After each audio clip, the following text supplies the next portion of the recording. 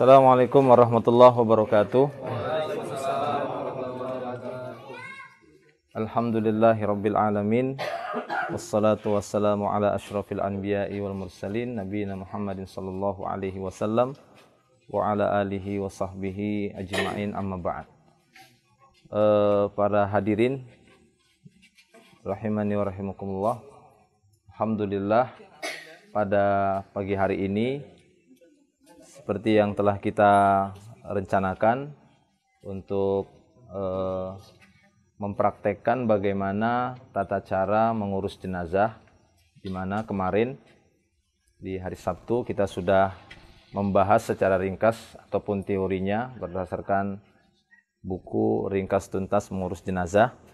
Di sana sudah kita bahas kemarin sampai di poin menguburkan, dari memandikan jenazah, kemudian mengafani jenazah, kemudian telah kita bahas juga secara teorinya menyolatkan sampai menguburkan jenazah. Maka untuk hari ini kita mencoba untuk mempraktekkan bagaimana cara mengurus jenazah yang dimulai dari memandikan jenazah.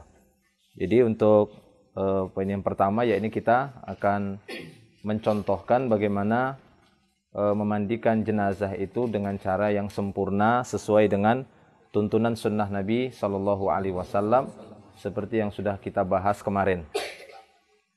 Dan telah kita sampaikan juga kemarin sebelumnya bahwa minimalnya memandikan jenazah itu dengan meratakan air ke seluruh tubuhnya. Ini minim, ya. Ini cara yang paling minim sekali.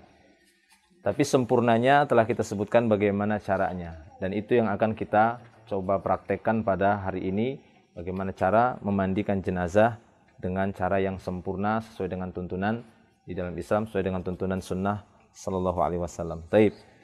Nah, kemudian kita telah sebutkan ada beberapa perlengkapan-perlengkapan yang harus kita siapkan, khususnya bagi orang yang memandikan.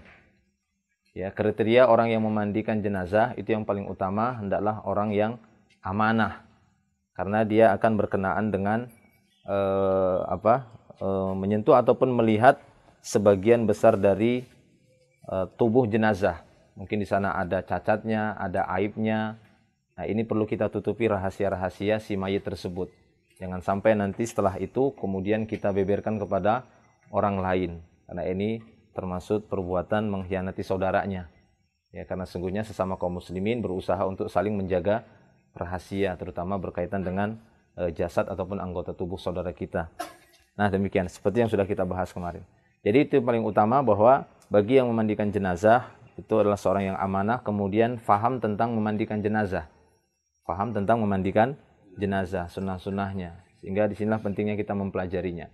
Kemudian kalau lebih utama lagi, yang memandikan jenazah itu masih ada hubungan keluarga dengan si mayit tersebut. Masih ada hubungan keluarga.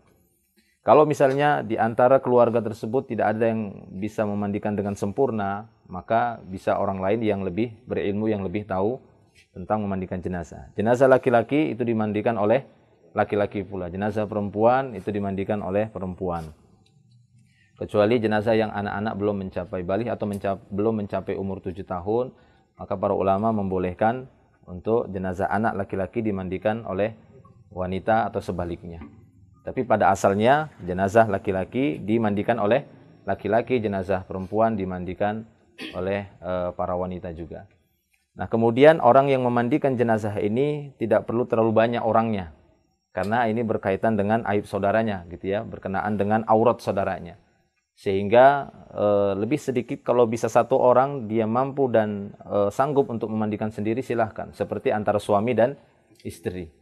Makanya Aisyah radhiyallahu anha mengatakan pada waktu itu, atau sebagian istri, kalau seandainya kami tahu bagaimana cara memandikan Rasulullah SAW, niscaya kami aja yang memandikan, tidak perlu sahabat atau sebagian sahabat yang lainnya. Nah, inilah keinginan mereka untuk memandikan suami mereka sendiri. Nah, jadi antara suami istri itu tidak ada batasan aurat, sehingga itu tidak perlu kita bahas, kan begitu ya. Artinya di sana ada kelonggaran dan kebebasan untuk melihat satu dan yang lainnya. Tapi apabila bukan suami istri, sekalipun dia bersaudara, ya, sekalipun dia antara ayah dan anak laki-lakinya, maka tetap ada batasan auratnya. Untuk laki-laki dengan laki-laki itu auratnya dari pusat dan lutut. Ya, kalau untuk antara wanita dengan wanita itu dari dada sampai lututnya ditutupi dengan kain penutup aurat ketika nanti dia memandikannya. Ya, ketika dia memandikannya. Maka untuk mayit sebelum dipindahkan ke tempat pemandian seperti ini, boleh diganti pakaiannya atau dilepas pakaiannya semenjak dia masih di kamar ataupun di rumahnya, sebelum dipindah ke tempat pemandian. Ya, pada asalnya tempat pemandian itu usahakan tertutup gitu ya, tidak disaksikan oleh semua orang. Tidak seperti ini. Kalau ini kan prakteknya saja. Nah, tapi aslinya nanti usahakan agar tempat pemandian jenazah itu tempatnya tertutup, tidak disaksikan oleh semua orang, tidak dijadikan nobar, nonton bareng. Karena ini berkaitan dengan aurat saudaranya. Bisa saja lagi memandikan, ini agak tersingkap, ya terlihat, mungkin ada hitamnya, kan begitu ya, ada kutilnya, ada apanya. Dan itu selama hidupnya dia tidak suka diketahui oleh orang lain, itu tersingkap. Nah, ini menjadi satu kesalahan juga bagi kita, ya, terhadap saudara kita. Demikian. Ya, jadi untuk mayitnya sebelum dipindahkan ke tempat pemandian itu bisa kita ganti pakaiannya atau kita lepaskan pakaiannya semenjak di kamarnya atau semenjak di rumahnya. Kita lepaskan pakaiannya, kemudian langsung kain penutup yang hitam itu, yang hitam aja. Nah, kita lepaskan pakaiannya, ya, kemudian langsung kita beri kain, ya, kain penutup, baik itu kain penutup auratnya atau nanti langsung kain basahan. Ya, langsung ditutup kan begini. Nah. Ya, di tempat di kamar misalnya. Tapi kalaupun misalnya kita ingin melepaskan pakaiannya di tempat mandi itu nggak masalah, jadi terserah. Ya. Kalau seandainya ingin kita lepaskan pakaiannya di tempat pemandian, ya maka kita lepaskan perlahan-lahan. Kalau terasa sulit, maka boleh mengguntingnya. Boleh digunting, misalnya sulit dilepaskan, maka digunting, disobek, kemudian dilepas. Demikian juga sirwal ataupun celananya, ya, dilepaskan. Nah, ketika melepaskannya, langsung disambut dengan kain penutup auratnya. Jangan dilepaskan, kemudian telanjang bulat baru ditutup. Nggak boleh ya, kecuali tadi antara suami dan istri, itu tidak masalah. Di dalam ruang tersendiri, di kamar mandi yang agak lebar gitu ya, suami istri, atau suaminya yang meninggal dunia, istrinya yang mandikan sendiri, nah itu nggak masalah. Langsung dia buka saja sudah nggak apa-apa. Tapi kalau tidak demikian, maka kita harus langsung menyambut ketika dilepas, gitu ya. Ketika dilepas, misalnya dilepas celananya gini, yang dilepas beneran ya. Lepas gini langsung ditutup, nah gitu ya, langsung ditutup. Baik. Ya, kemudian anggaplah sudah ditutup jenazah. Ya, seperti ini, bisa dari pusat sampai lutut seperti ini. Ya. Nah, sudah kita tutup dan jenazah siap untuk dimandikan, maka kita mempersiapkan diri. Apa di antara persiapannya? Yaitu kalau memang ada baju basahan lah gitu ya, baju basahan ataupun semacam celemek bisa kita gunakan. Nah, seperti ini, saya kasihkan contoh saja. Ini, kalaupun mungkin kan tidak semua karena kita memang tim khusus ngurus, jadi siap semua kan gitu ya. Kalau tidak ada ya mungkin ya sebatas pakaian basahan lah gitu ya, sarung atau pakaian basahan. Nah, ini tujuannya mungkin sebatas untuk supaya kita tidak terlalu terkena bekas air jenazah gitu ya, sisa-sisa airnya. Nah, kemudian penting juga sarung tangan. Ya, sarung tangan itu usahakan yang sebelah kiri. Ya, sebelah kiri. Nah, seperti ini. Kita biasanya memakai sarung tangan yang agak panjang karena dulu pengalaman ada yang sarung tangan karet yang yang agak pendek itu. Kemudian setelah istinjakan jenazah gitu ya, keluar kotorannya itu masuk dari sela-sela sini gitu ya. Jadi begitu dibuka sarung tangannya, tai itu kena tangan kita. Jadi kan untuk mencegah itu kita pakai yang lebih panjang. Ya, kita pakai yang lebih panjang, jadi lebih terjaga dia dari kotoran masuk ke dalam sini gitu ya.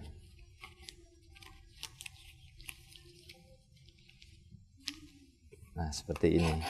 Ya, kalau misalnya ada, kalaupun tidak ada, nama sifatnya darurat, ya maka pakai alas apapun boleh, kan gitu ya. Entah kain dibalut-balut tangan untuk menggosoknya, nah itu boleh.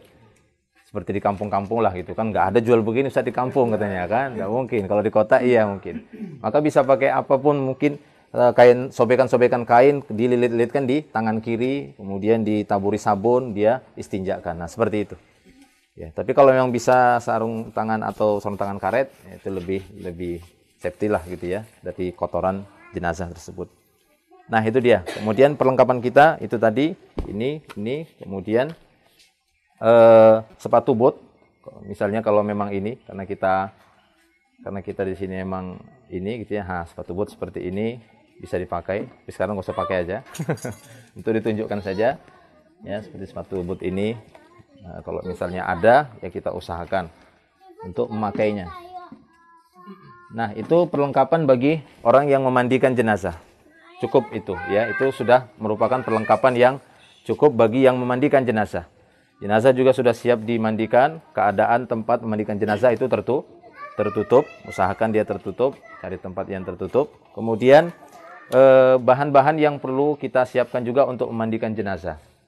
Ya, diantaranya air secukupnya, ya air bersih ataupun 1 ember air bersih, kemudian 1 ember air yang nanti boleh dicampur dengan air sabun, ya ataupun daun bidara.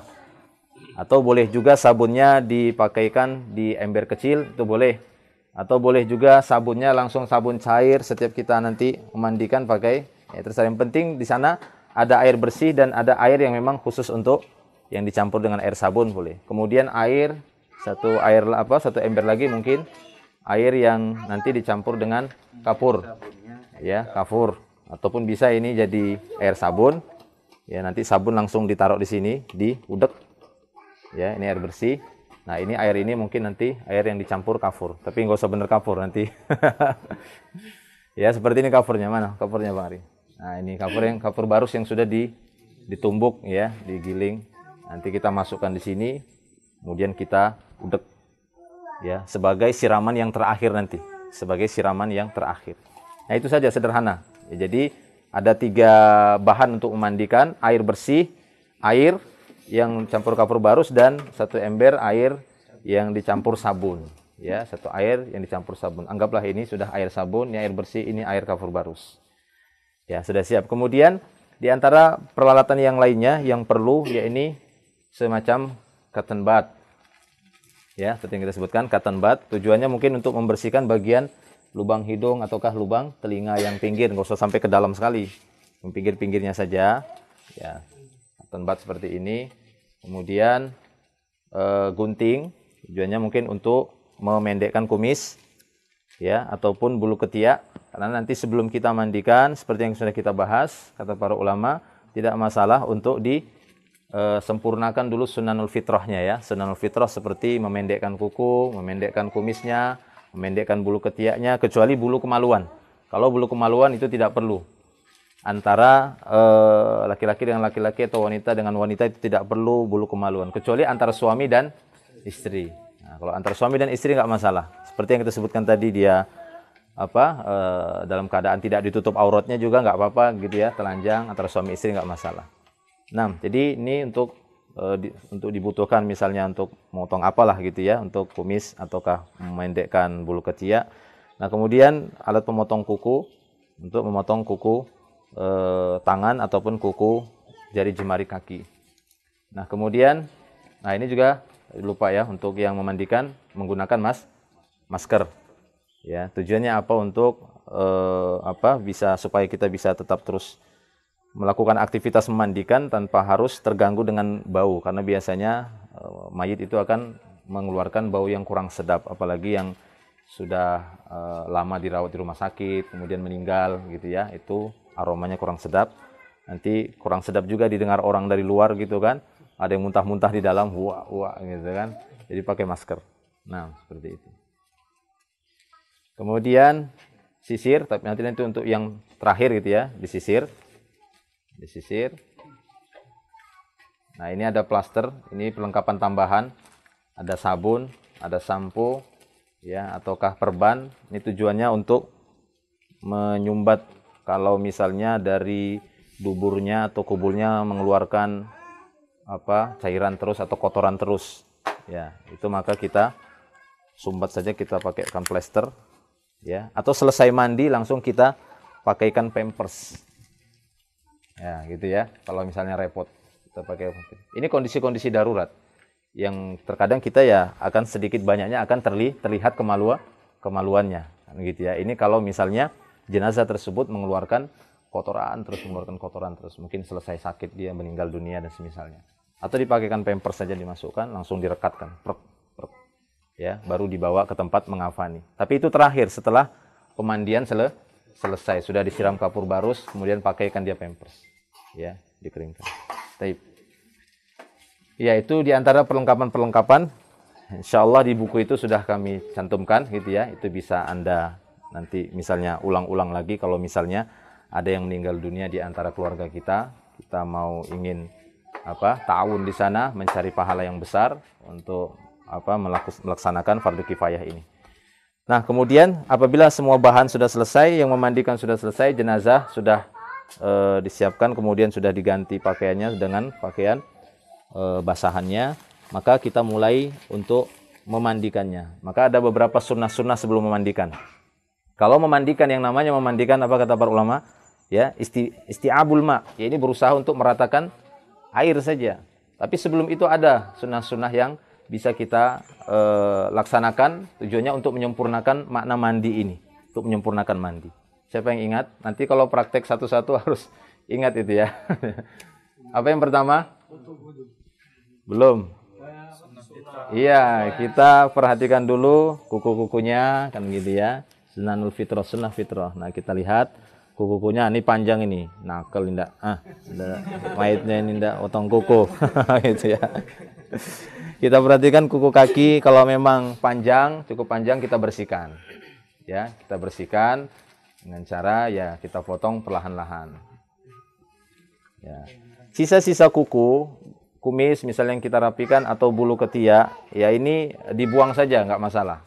Ya, memang di sana ada riwayat dari Abdullah ibnu Umar, dan ini merupakan pendapat sebagian mazhab bahwa sisa-sisa kuku ataupun rambut dari seorang itu baiknya ditanam, kan gitu ya. Kalau memang itu memungkinkan ya silahkan, tapi kalau merepotkan ya nggak apa-apa, dibuang saja. Karena hadisnya tersebut juga bukan hadis yang sesuai dipermasalahkan oleh para ulama. Taib. Jadi kita gunting kukunya seperti ini satu-satu, tak sebagaimana menggunting kuku, ya. Demikian juga kuku yang bagian yang kiri, ini yang kanan ya, yang kanan, bagian yang kiri, demikian juga kaki dipereksai. Kalau memang panjang dipotong, kalau tidak ya berarti lanjut kepada yang lainnya, memperhatikan bulu ketiaknya. Nah, kalau bulu ketiaknya tidak usah dicabut, cukup dia dipendekkan saja. Kalaupun itu pun kalau memungkinkan gitu ya. Tapi kadang kan ada jenazah itu yang ininya sudah kaku, keras, dan sulit sekali untuk mengambil bulu ketiaknya itu. Jadi sudah ditinggal aja. Nah, kalau bulu kumis kan ini kan lebih mudah gitu ya. Nah, terlihat langsung dipotongin. Baik. Adapun janggut jangan. Ya, biar seperti itu. Biar ganteng. Nah, terus kemudian setelah sunanul fitrah sudah selesai, boleh juga dengan gitu ya, langsung kita bersihkan bagian hidung kalau misalnya ada kotoran, pakai cotton bud tadi. Ya, cotton bud misalnya tadi, sekaligus sunanul fitrah itu kita potong kuku sudah selesai ini, kemudian kita lihat mungkin di bagian telinga ada kotoran atau di bagian lubang hidung ada kotoran, kita bersihkan dengan cotton bud. Boleh ya, boleh langsung di awal. Kita bersihkan pakai cotton bud seperti ini. Kita bersihkan, kemudian kita buang. Ya, itu diantara langkah pertama. Ini untuk mendapatkan kesempurnaan mandi, pahala sunnahnya itu besar. Ya. Kemudian apa yang berikutnya? Setelah sunanul fitrah, istinja. Benar, istinja. Lupa. Lupa. Apa yang berikutnya? Apa? Iya, jangan takut. Istinja ya. Jadi setelah sunanul fitrah yang pertama itu mengistinjakannya. Ya, ini berusaha untuk mengeluarkan sisa-sisa kotoran yang mungkin masih tertinggal di dalam perut mayit, dalam perut jenazah. Itu kita usahakan untuk keluarkan. Kita bersihkan nanti bagian duburnya. Kalau bagian kubulnya atau bagian depan, kemaluan bagian depan, nanti ketika mencuci itu tidak perlu diremas-remas. Sebagaimana kalau dubur mungkin kita agak sedikit bersihkan gitu ya. Kita bersihkan supaya memang bersih karena dia kotorannya lebih berat. Yang keluar dari dubur itu kotorannya, zatnya itu lebih berat, kuning apa-apa gitu ya. Jadi sehingga butuh untuk dicuci. Nggak larut, dia hanya sebatas dengan air. Tapi kalau yang kotoran keluar dari kubul, dari kemaluan depan, itu akan larut jika dia disiram begini saja. Kan gitu ya. Jadi tidak perlu harus dikunyel-kunyel. Nah, tidak perlu. Ya. Baik. Nah, jadi kita istinjakan. Bagaimana cara mengistinjakannya? Ya ini dengan cara mengangkat tubuh jenazah dengan tangan kanan. Ya, dengan tangan kanan. Posisi kita yang benar itu seperti ini supaya nanti enak gitu ya mencucinya. Kalau dari sebelah sana agak sulit. Nah, mengangkat tubuh jenazah yang dari sebelah gini ya, dari sebelah kirinya jenazah. Dari sebelah kirinya jenazah dengan tangan kanan kita diangkat. Angkat seperti ini. Ini dia ngangkat sendiri juga dia. Oh, ini terangkat juga ini. Otomatis. Ya, terangkat seperti ini. Kemudian diusaha dipijat-pijat seperti gini. Nah. Ya, dipijat seperti ini. Nah, kalau misalnya butuh 2 atau 3 orang ini maka masih tidak mengapa. Tapi kalau sudah sampai satu kampung jangan. Ya, terlalu banyak gitu ya. 1, 2 atau 3 orang untuk bantu-bantu di dalam itu tidak masalah. Nah, kita pijit-pijit sampai dia ke bawah, kita pijit. Nanti terkadang dia berbunyi ker gitu ya, kadang juga tidak. Nah, tapi kita usahakan. Pijit, pijit. Nah, jika kita merasa sudah cukup, maka sudah, jangan takut nggak dijatuhkan ya. Ya. Kemudian kita letakkan kembali, baru kita berusaha untuk mencucinya.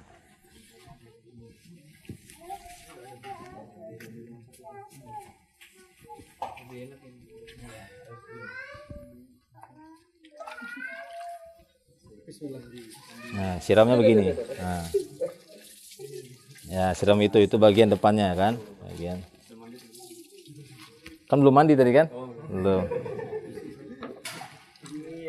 Nah, itu tadi bagian kubul. Untuk bagian duburnya, maka kita bisa menggunakan sedikit air sabun. Air sabun kita taruh di tangan seperti ini, ya. Sambil kita buka sedikit, kita siram. Ya, baru kalau perlu ini agak direnggangkan. Ya, kemudian kita masuk tangan agak ke bawah, kemudian berusaha untuk menggosok. Ya, kita gosok, kemudian kita ambil lagi air, kita siram lagi. Nah, kita lihat asarnya ataukah tanda-tandanya kalau memang ada kotoran akan terlihat. Kan gitu ya, akan ada terlihat. Kalau memang tidak ada, nah itu bisa kita lakukan sampai 2 atau 3 kali sudah selesai. Jika memang tidak ada tandanya. Tapi kalau memang nanti ada tanda-tanda kotoran, misalnya pas kita lihat gini, oh ada, berarti butuh pengulangan terus sampai tidak ada tanda kotorannya. Paham ya? Nah, seperti itu dia. Jadi gampang saja, jadi tidak perlu bingung. Nah, itu bisa kita lakukan berkali-kali. Ya, kalau misalnya kita lihat, wah ini terasa ada gitu ya, baunya ataupun bekasnya masih ada, maka kita lakukan lagi seperti tadi. Yang kedua kalinya, kita angkat atau ada yang bantu lagi diangkat.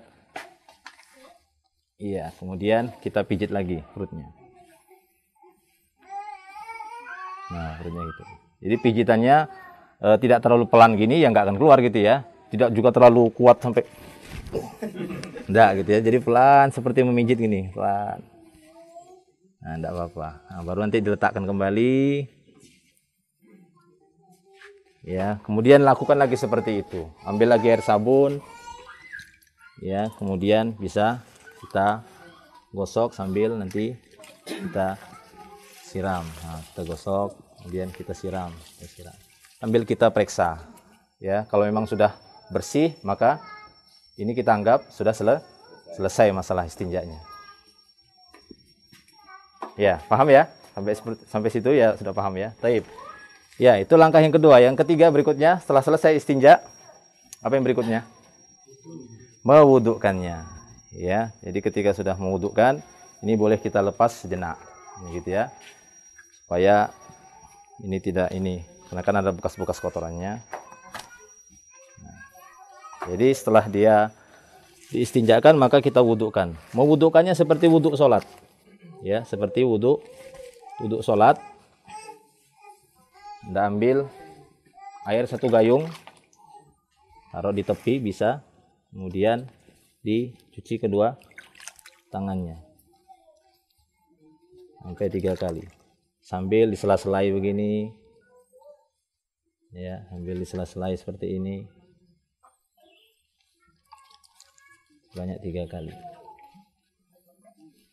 Nah, kemudian untuk istinsyak ataupun madmadahnya wudu itu tidak perlu dimasukkan air banyak gitu ya. Enggak. Itu cuma sebatas dicuci aja bagian mulutnya sini. Ya.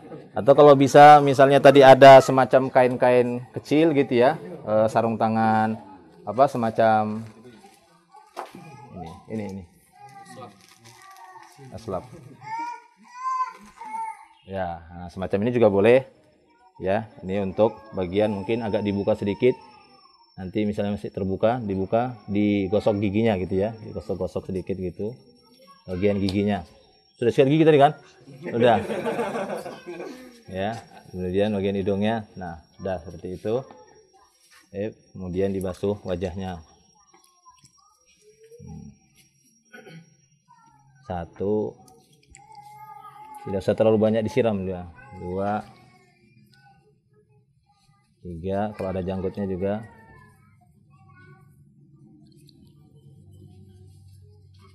Ya, kemudian tangan ke kanan sampai siku. 1, 2, 3.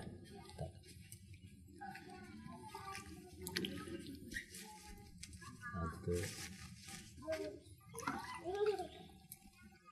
2, 3. Kemudian usap kepalanya, kemudian telinganya, kemudian pindah ke kaki.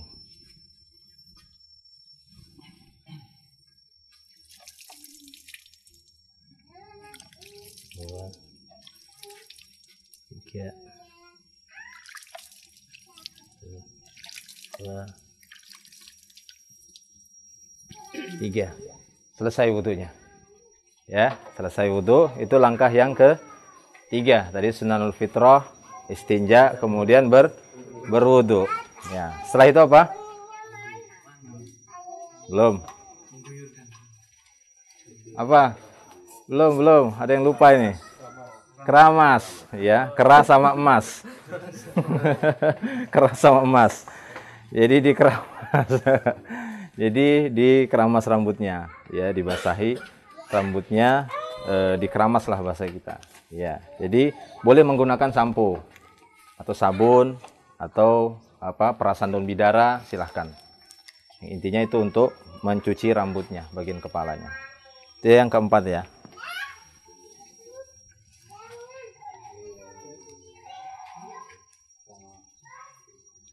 Nah, tata cara ini dari mana? Ini dari mandinya Rasulullah sebenarnya. Ya, aplikasi dari cara mandi Nabi Shallallahu Alaihi Wasallam. Ketika mandi beliau begitu. Jadi ketika mandi seperti tadi beliau, seperti urutan yang kita sebutkan tadi. Ya, jadi beliau mulai mencuci kemaluannya ataupun para ulama mengaplikasikannya dalam memandikan jenazah, mengistinjakannya. Kemudian beliau berwudu. Setelah berwudu beliau akan menuangkan beberapa air sambil beliau memijit-mijit kepala. Nah, gitu ya, mijit-mijit kepala. Nah, kemudian kita mulai mencuci rambutnya ataupun keramas. Ya, kita keramas, kita siram. Kita ambil dikit saja. Ya. Terbang.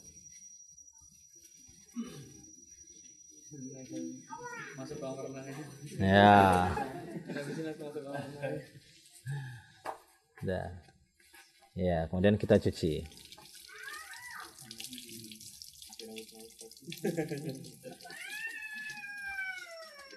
Ya, sudah cukup.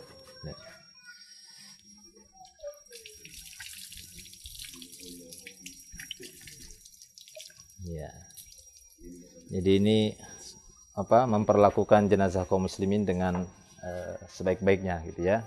Nah, kita anggap sudah keramas karena keramas begitu saja sudah. Nah, setelah keramas baru Apa setelahnya? Lanjutnya.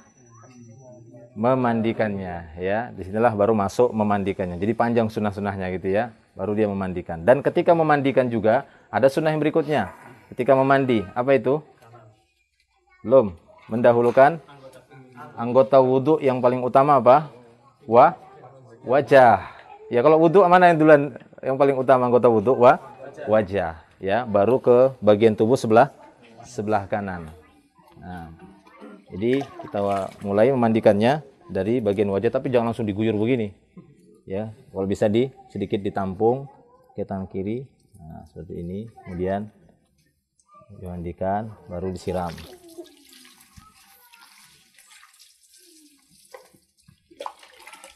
Bagian kanannya.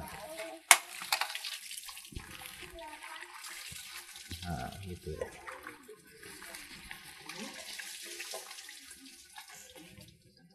Nah, cara memandikan kanan ini boleh kanan, atas, bawah.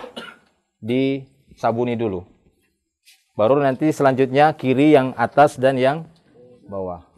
Boleh juga yang atas dulu. Maksudnya kanan yang atasnya dulu disabuni, dibilas. Kiri yang atasnya dulu dibilas. Baru kanan yang bawah dibilas. Terserah mana yang mudah. Ya, terserah mana yang mudah. Kalau saya biasanya kalau kanan, di sisi kanan sudah langsung selesaikan yang kanan. Baru nanti pindah ke kiri, selesaikan yang kiri atas sama digosok bagian bawahnya.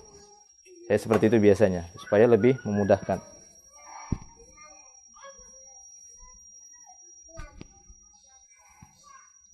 Ntar ya maitnya ya. Dingin kah? Enggak kan? Kalau dingin biar ganti yang lain nih, banyak nih. Siap. Ya. Ya, kita anggap ini sabunnya tadi, air sabunnya. Ya, setelah kita basuh tadi, kita basuh. Ya. Basuh, kemudian kita ambil air sabunnya. Mulai kita ataupun bagian wajahnya kita cuci, ya, pakai air sabun, kita cuci janggutnya juga, dianggap air sabun lah ya. Dosa pakai sabun beneran kan? Dosa? Enggak. Hah? Nah, ini kita gosok-gosok begini, ya. Kita gosok-gosok. Nah, pakai air sabunnya. Bagian atas. Nah, kalau ini tidak perlu disingkap begini, gitu ya. Tapi cukup ini kita angkat ke atas, tangan kita yang masuk. Nah, seperti ini, tangan kita masuk. Boleh dengan diangkat sedikit. Nah, langsung. Kalau saya biasa langsung ke bagian punggung gini. Nah, ini digosokin sininya. Bagian sininya langsung tangan kita masuk. Ya, kemudian turunkan lagi, kita berpindah ke bagian kaki. Ambil air sabunnya. Gosokin sini. Kalau bagian kemaluan tidak perlu karena tadi sudah istinja ya, Jadi tidak perlu lagi dikucuk-kucuk ininya. Ya, bagian sini. Ya, agak dimiringkan sedikit. Nah, bagian bokong bawah sini. Nah, kakinya. Terus ya sama sininya pakai air sabun. Ya. Jadi kalau sudah kita sabuni, bagian kanan, atas, dan bawah sudah masuk, baru kita bilas. Bilas boleh. Atau pembilasannya pun di akhir, nggak masalah. Misalnya mau kita sabuni yang bagian kanan dulu, atas bawah, kemudian kita sabuni juga yang bagian kiri, bawah, silahkan. Tapi saya biasanya kanan, selesaikan dulu sampai dibilas yang kanan. Kita bilas lagi. Sama wajahnya tadi, kita bersihkan sisa air sabunnya. Kita bilas.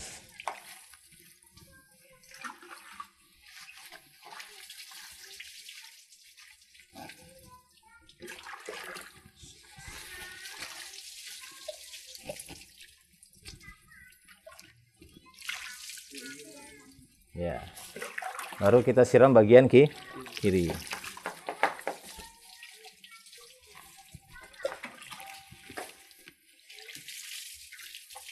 Nah, setelah itu jatuh terus.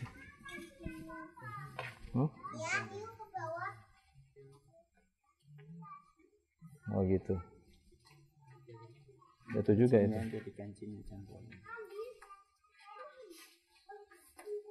Ya. Baru kita sabuni lagi ya. Sabuni lagi. Dan sininya. Bagian perutnya juga langsung sudah.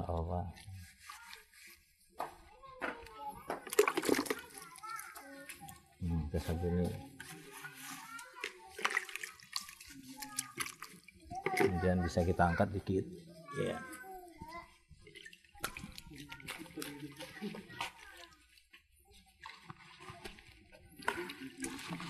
Nah, ya. Terus sampai ke bagian bawah.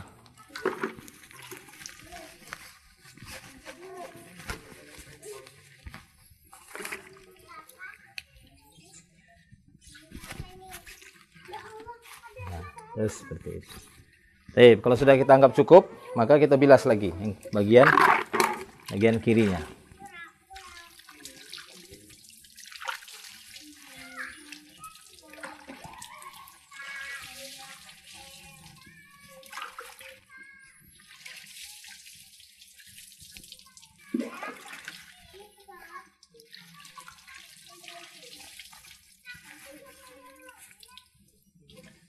Ya, ini sudah dianggap sudah selesai mandinya gitu ya, kanan, kiri, dan itu sudah cukup. Ya, itu dianggap mandi yang sempurna. Ya, kalau misalnya kita melihat bahwa jenazah butuh dimandikan ulang, kenapa? Karena mungkin baru kecelup di oli misalnya, gitu ya, kecelup di di minyak gitu. Kita cium masih aromanya bau minyak, kita ulang lagi. Tapi usahakan nanti tetap diganjilkan. Kita ulangi sampai 3, 5 atau sampai 7 kali. Boleh. Ya, begitu. Tapi tetap nanti siraman yang terakhir pakai kafur, air kafur barus.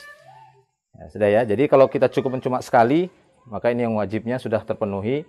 Nah, kalau memang kita cukup sekali, terakhir sebelum kita keringkan, kita siram dengan air kafur, ya, dengan air kafur barus. Ini kita anggap air kafur barus tadi ya. Mana? Ini ya. Ini. Dosa benar-benar air kafur ya, nanti kasihan. Ya, ini kita anggap air kafur lah, gitu ya. Air kafur kita siramkan. Ya, kita siramkan terutama di kepala. Nah, supaya dia terkena air kafurnya. Ya, kemudian wajahnya. Ya, kemudian bagian ini semuanya.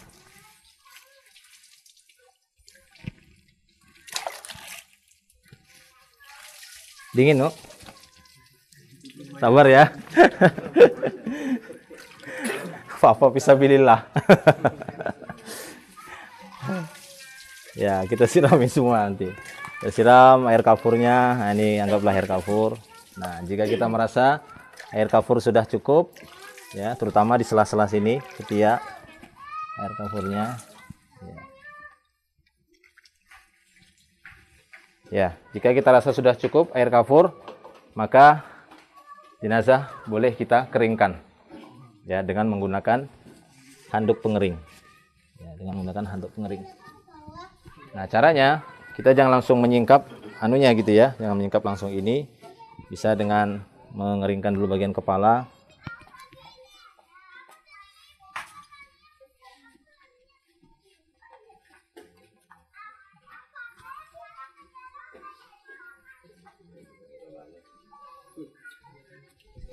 Ya.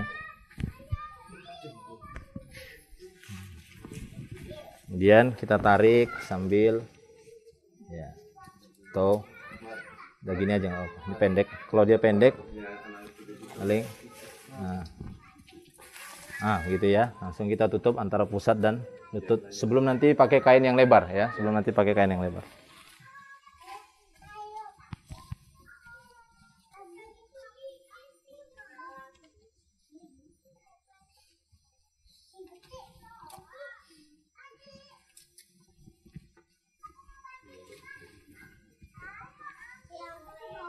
Misalnya ini kita cabut.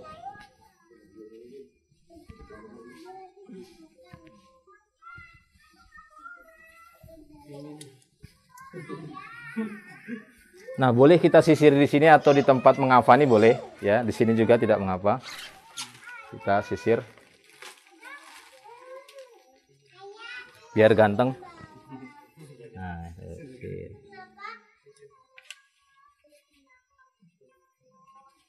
Tapi kalau yang dia di praktek ahwat itu rambutnya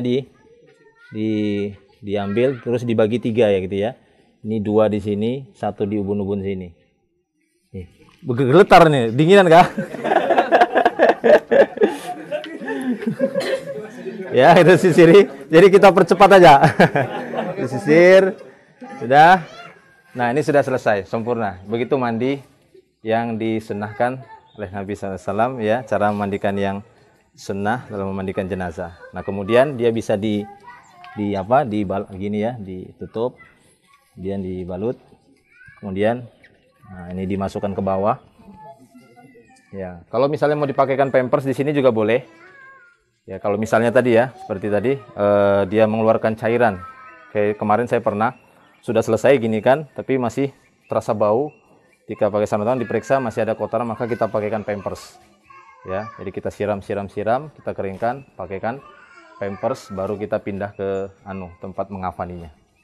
Ya, jadi boleh dipasang di sini pampersnya, ataupun nanti boleh di atas kain kafan gitu ya, pakai pampersnya.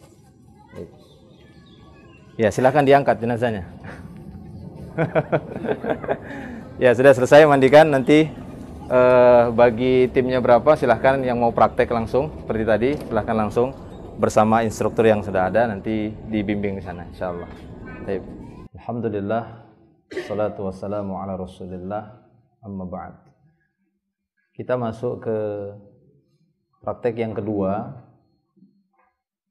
dari tata cara mengurus jenazah kaum muslimin, di mana praktek yang pertama memandikan jenazah alhamdulillah sudah kita lewati tadi, dan masing-masing dari peserta sudah mencoba walaupun dengan mandi kering, setidaknya sudah tergambar urutan demi urutan secara sunnahnya sebelum memandikan jenazah. Dan tadi saya lihat alhamdulillah masing-masing peserta sangat antusias dan bisa mengingat dengan baik. Paling sedikit sajalah gitu ya, hanya beberapa tata cara mungkin agak sedikit terbalik atau misalnya, tidak masalah. Karena seperti yang kita sebutkan tadi, sekurang-kurangnya memandikan jenazah itu meratakan air ke seluruh tubuh jenazah itu sebenarnya sudah cukup. Tapi yang kita inginkan kesempurnaan dari memandikan jenazah, ya ini dengan urutan-urutan tadi. Nah, semoga itu bisa diingat terus, kemudian supaya tetap terus ingat, sering dicoba-coba. Sama istri mungkin coba-coba ya, atau sama temennya supaya ingat terus ya, atau mungkin sesekali mau ikut bareng sama kita nanti mau mengurus jenazah asli mayit gitu ya, nanti silahkan hubungi kita, karena kita biasanya dapat panggilan untuk mengurus jenazah, maka kita urus. Kalau mau terjun langsung, mau sekali lihat, silahkan. Nah, kemudian kita masuk ke praktek yang kedua adalah mengafani jenazah. Demikian juga mengafani jenazah sudah kita bahas kemarin teorinya, bahwa minimal mengafani jenazah itu dengan selembar kain yang bisa menutup seluruh tubuh mayit. Jadi selembar kain yang bisa menutup seluruh tubuh ataupun jasad si mayit, maka ini mengafani yang cukup juga namanya. Ini mengafani yang cukup, sebagaimana peristiwa di waktu wafatnya sahabat Mus'ab ketika dia meninggal dunia, maka dia tidak memiliki harta yang dia tinggalkan kecuali selembar kain yang apabila ditutup bagian kepala nongol kakinya, kelihatan kaki, ditutup bagian kaki kelihatan kepalanya. Maka pada waktu itu Nabi SAW memerintahkan untuk kepala duluan ditutup, ya, sehingga kaki yang terlihat disambung atau ditambahi dengan menggunakan rumput idkhir supaya sempurna tertutup seluruh tubuhnya. Jadi disambung dengan rumput-rumput idkhir. Nah, dari sini kata para ulama bahwa minimalnya mengafani jenazah dengan selembar kain yang bisa menutupi seluruh tubuh.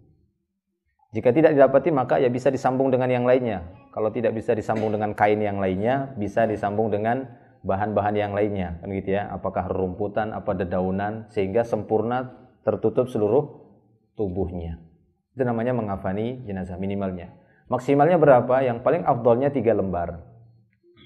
Dan warna yang paling afdol dari warna kain tersebut adalah warna putih. Walaupun selain putih, maka tidak ada dosa di sana selain putih. Bukan warna yang wajib, ya, putih bukan warna yang wajib, tapi warna yang paling afdol itu putih. Kalau misalnya di sana ada orang-orang yang menggunakan kain kafan tersebut dengan warna selain putih, maka silahkan. Tapi yang paling afdol dan mendekati sesuai dengan sunnah, maka dengan menggunakan warna putih. Nah, demikian itu mengenai tentang kain kafan itu tadi ya, minimal 1 lembar, maksimal 3 lembar dan tidak lebih dari 3 lembar. Kecuali cuma sebatas untuk buat popo, untuk penutup dada itu tidak masalah. Ya.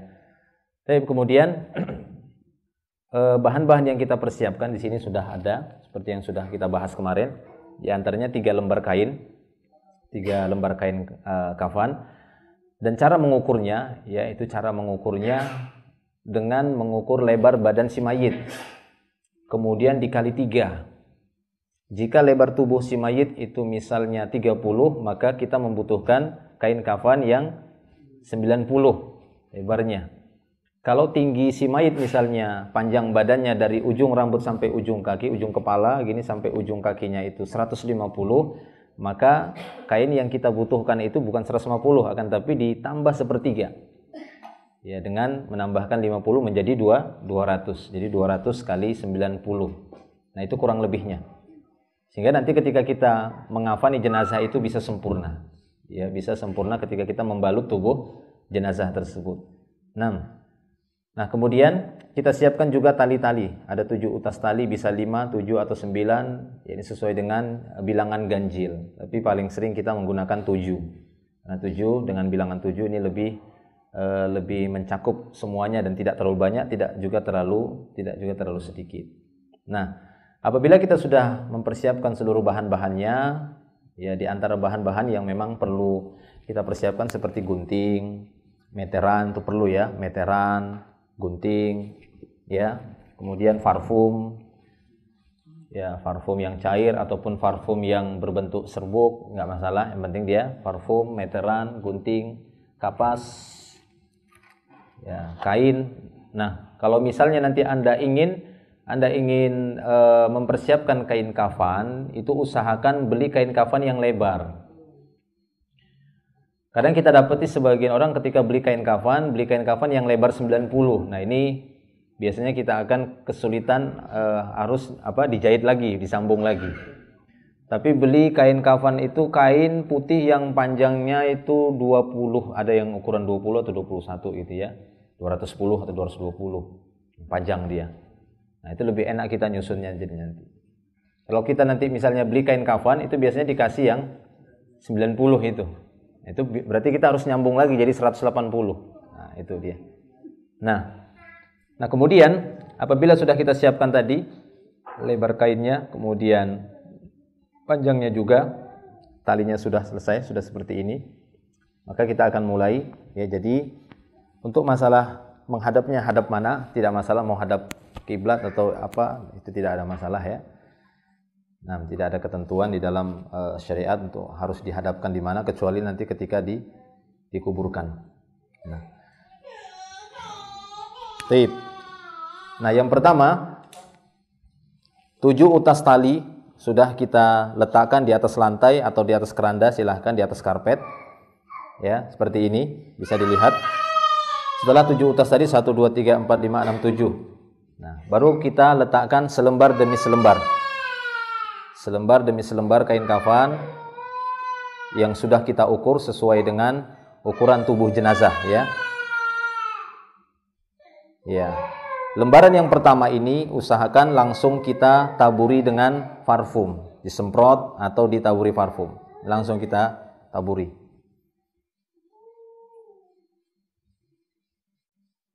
Ya, supaya nanti kita tidak kerepotan untuk memberikan parfum pada setiap lembar kainnya. Kemudian lanjut kepada lembaran yang kedua. Jadi setiap lembaran kain usahakan kita taburi parfum.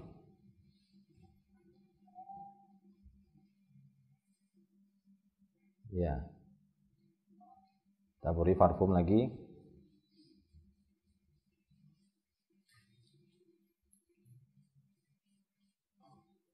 Adapun jenis parfumnya tidak masalah, parfum apa. Kalaupun ada bagaimana dengan parfum yang bercampur alkohol ya tidak ada masalah. Ya, menurut pendapat yang sampai hari ini saya pegangi ya tidak ada masalah parfum dengan alkohol. Karena parfum dengan alkohol bukan khamar lain ya. Khamar adalah memang disiapkan untuk mabuk, kalau itu untuk parfum.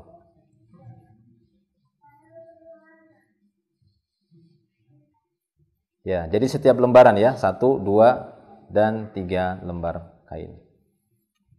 Ya, apabila sudah 3 lembar, kita letakkan di atas 7 utas tali tadi dan kita berikan parfum pada setiap lembarnya. Ya, dan ya ukurannya ini ya seukuran dengan anggaplah tubuh jenazah gitu ya, seperti itu. Nah, kemudian kita letakkan semacam untuk penutup dada saja, untuk mempercantik jenazah, kita meletakkan seperti penutup dada dan pampers ataupun popok. Membuat popok itu bisa dengan sisa-sisa kain, bisa ya coba dianukan, Ari diangkat bagaimana? Begitu saja dia. Nah, coba pakaikan. Ya, sekedar begitu nanti. Untuk gitu aja. Ya, sebatas untuk penutup dada saja. Taib. Ya, itu kita letakkan di bawah, itu untuk memanfaatkan sisa-sisa kainnya saja. Popok juga bisa kita buat dari sisa kain, tapi kalau sulit bisa menggunakan pampers langsung. Nah, kemudian pampers ataupun penutup dada kita taburi lagi dengan parfum. Jadi memang untuk mengafani jenazah ini usahakan agar memperbanyak parfumnya. Rasulullah mengatakan, "Idza jamartumul mayyit fa'ajmiru salasan." Jika kalian memberi parfum kepada mayit, berikan bahkan sampai 3 kali, kata Nabi. Untuk menunjukkan supaya jenazah kaum muslimin ini memang harum gitu ya, disukai. Dan ini dikecualikan bagi yang meninggal waktu ihram. Adapun yang meninggal waktu ihram, maka seperti yang kita bahas kemarin tidak boleh dikasih parfum. Ya, bahkan ketika mengafaninya cukup dengan 2 kain ihramnya itu saja, dan tidak boleh ditutup wajah dan kepala, dibuka begitu saja. Itu khusus untuk orang ihram. Adapun yang selain ihram maka dikasih parfum dan ditutup ya, rapat semuanya, dibungkus. Itulah namanya kafan. Nah, jadi ini pampers, kemudian sudah dikasih parfum dan semuanya sudah, maka jenazah tadi dari tempat mandi siap untuk dipindahkan ke sini gitu ya. Tadi dari tempat pemandian siap dipindahkan ke tempat mengafani. Ya, silahkan, mana jenazahnya? Mana jenazahnya? Ini. Jenazahnya bangkit sendiri. Karena ini praktek bisa dipanggil jenazahnya. Ya, jadi seperti itu. Nah, apabila misalnya kurang ke sini, kurang sana, nanti jenazah bisa digeser. Tapi ini geser sendiri dia. Geser ke depan dikit lagi. Nah, kurang naik lagi. Ya, kan bisa gerak sendiri dia. Terlalu ke bawah sedikit, bawah dikit. Iya, cukup. Iya, cukup. Ya, ini anggaplah seperti ini tadi ya. Tip. Nah, ini kita letakkan sudah di ya, ini tadi baru kita angkat misalnya ya dari tempat mandi, kita letakkan di atas kain kafannya ya. Kemudian ini sudah, dan tempat mengafani jenazah seperti tempat memandikan, usahakan tempatnya tertutup, tidak terbuka, karena memang nanti akan berkenaan dengan aurat juga gitu ya. Karena nanti akan dibuka sedikit ininya. Nah, kita akan pasangkan pampers. Jadi mau tidak mau ini akan sedikit terbuka. Iya.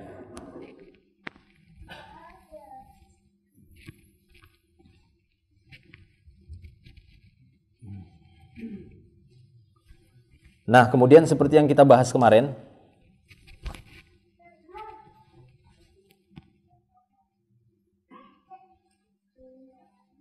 bahwa untuk masalah tangan, posisi tangan itu tidak perlu disedekapkan, karena posisi sedekap itu yang dikenal di masa Nabi itu pada waktu sholat, ya, pada waktu sholat. Sementara mayit tidak cocok dikiaskan seperti orang sholat. Bahkan tidak pernah didapati di masa Nabi SAW ada banyak jenazah di masa Nabi, ya tidak? Ya, banyak yang meninggal di masa Nabi, itu bukan cuma 1-2. Bahkan keluarga Nabi sendiri meninggal dunia tidak pernah didapati beliau menyedekapkan Ruqayyah, ya, Ummu Kulsum. Itu semua disaksikan penyelenggaraan jenazahnya oleh Nabi. Ummu Kulsum meninggal dunia, Ruqayyah meninggal dunia, Ibrahim meninggal dunia, dan semuanya dari sahabat-sahabat Nabi nggak pernah didapati disedekapkan. Jadi cukup diluruskan begini saja. Tidak ada masalah ya, ini kok masih diluruskan seperti ini. Nah, kemudian tapi kalaupun misalnya di sana tetap ada yang ingin disedekapkan, ya kita tidak bisa paksa juga kan gitu. Cuma kalau mau melihat aslinya dari yang dipraktekkan di masa Nabi itu tidak ada anjuran untuk disedekapkan. Ya, demikian. Baik. Nah, kemudian setelah ini di atas, kemudian kita sudah mau menyiapkan dia mengafani. Sebelum kita kafani, maka jenazah diberikan parfum. Tadi kan masih kainnya saja. Setelah dia dipindahkan, maka jenazahnya diberikan parfum. Dan yang paling utama diberikan parfum adalah anggota-anggota wudhunya, terutama anggota sujud. Ya, ketika dia sujud waktu sholat, ya ini dahinya, wajahnya. Nah, diusap. Jangan benar-benar nanti bau nanti nangis istrinya. Gayanya aja kayak tadi, gayanya. Ya, dioles-oles seperti itu wajah, ya, dahi, kemudian tangan ini ya, dari sini sampai sikunya dan seterusnya. Enggak apa-apa ya, kaki-kakinya dikasih parfum semua. Ya, tidak masalah seperti itu. Dikasihin parfum semua. Nah, kaki-kakinya. Nah, demikian juga kalau memang diperlukan juga kapas, nanti kita ambil beberapa potong kapas untuk ditaruh di sela-sela badan yang biasa bau, itu seperti ketek, ya, bagian leher. Itu disirami parfum. Nah, itu. Maksudnya tujuannya bukan apa-apa, itu untuk parfum ya, disirami parfum kapas itu, ditaruh di sini, taruh di keteknya supaya tercium bau harum terus ya. Nah, disiram parfum, ditaruh di keteknya.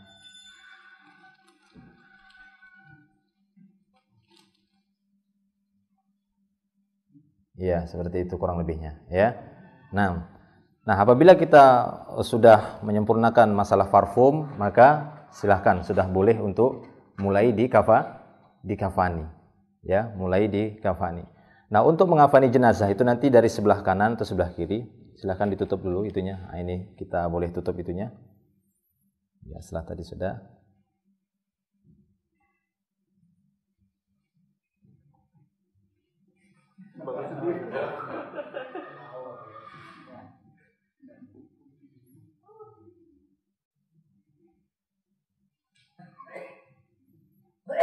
Ya, seperti itu. Kemudian pampersnya juga boleh dipasangkan. Nah, untuk pemasangan pampers, ya, tetap berusaha untuk tetap dijaga ya, auratnya.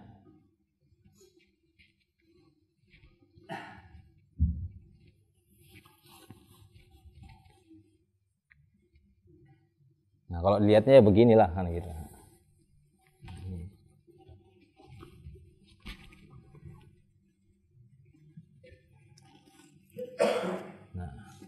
Nah gitu ya.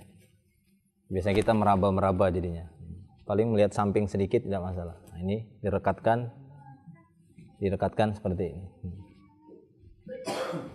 Seperti ini, ya, seperti itu.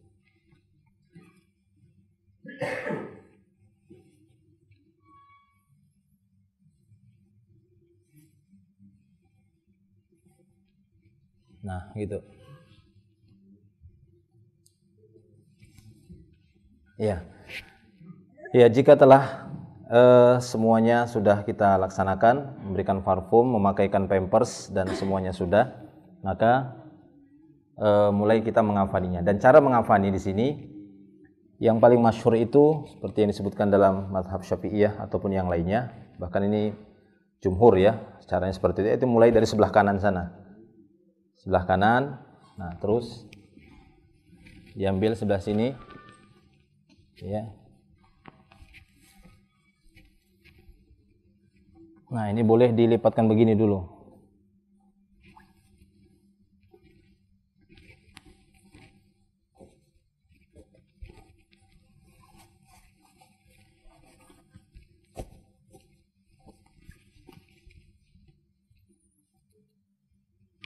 Ya, sebelah kanan duluan. Yang sebelah kanan, kemudian masuk yang sebelah kiri.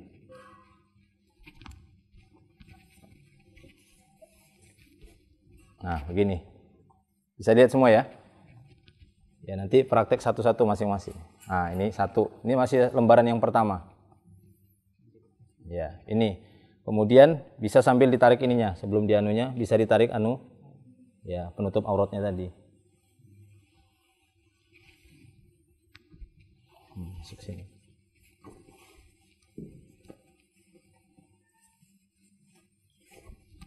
Nah, terus berikutnya kedua ketiga, sampai diikat. Nah, ini cara yang pertama dulu. Ini bisa dipahami ya. Ini cara yang pertama. Dan ini yang paling masyhur. Ini yang paling sering digunakan cara mengafani jenazah. Ada cara yang berikutnya. Kita lepas sedikit sebentar. Sekedar untuk tahu ya. Tapi yang itu nanti yang akan kita buat itu. Ya, ini dengan langsung mengambil ketiga-tiganya.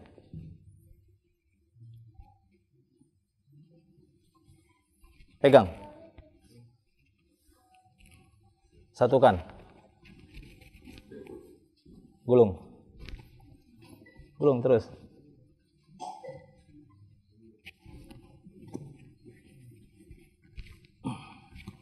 Nah, ada cara yang begini. Ini boleh. Langsung dia tiga. Diikat. Diikat enggak? Enggak. Ya, ini ada yang cara seperti ini boleh. Ya, baik. Kita buka lagi. Nah, tapi yang paling sering yang tadi ya, yang dengan selembar demi selembar tadi. Dimulai dari sebelah kanan. Ya, dari sebelah kanan. Kita mulai ya. Sana.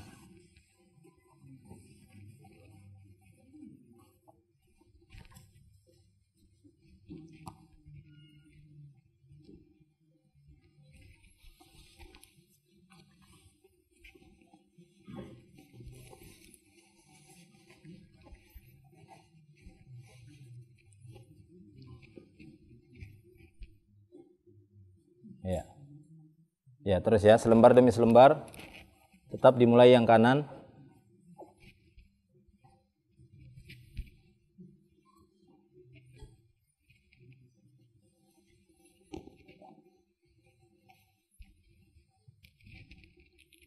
Terus 3.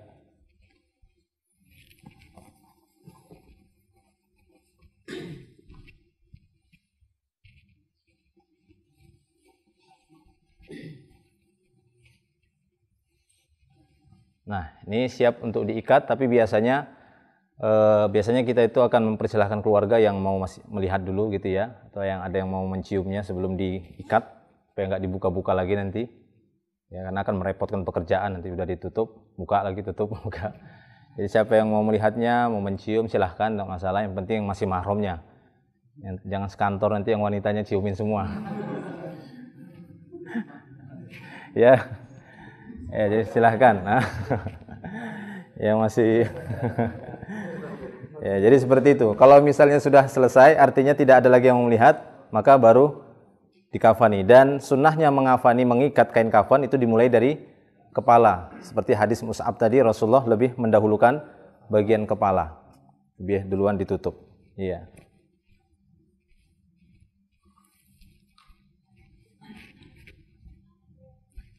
Nah, bagian kepala tinggal dia diambil begini saja.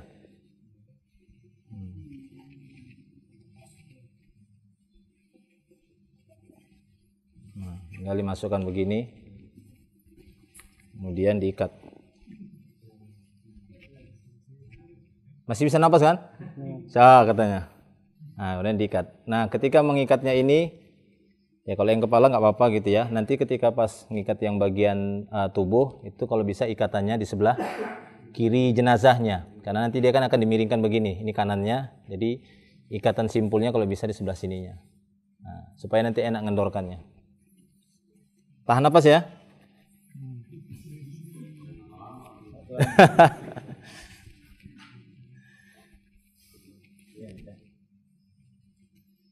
Sekedar ini aja ya. Nah, seperti itu. Kemudian terus masih kuat kan? Sini.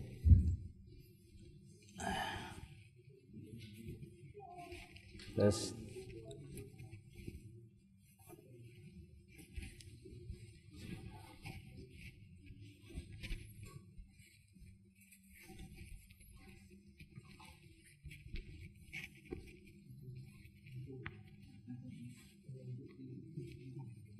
ya, kurang lebihnya seperti ini, ya.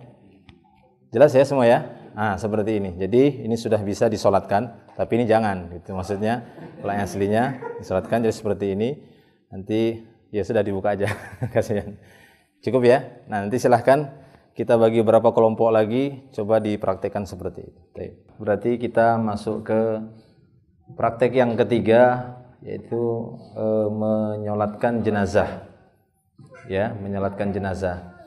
Adapun tentang menyolatkan jenazah ini sudah kita bahas kemarin juga teorinya.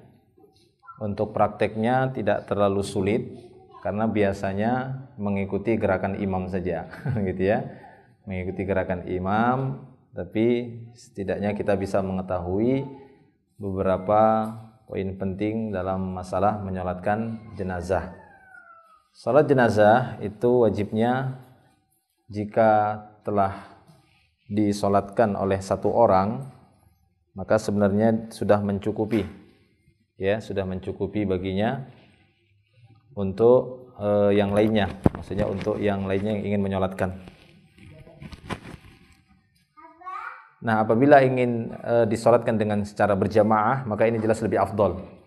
Menyolatkan jenazah dengan cara berjamaah ini jelas lebih afdol.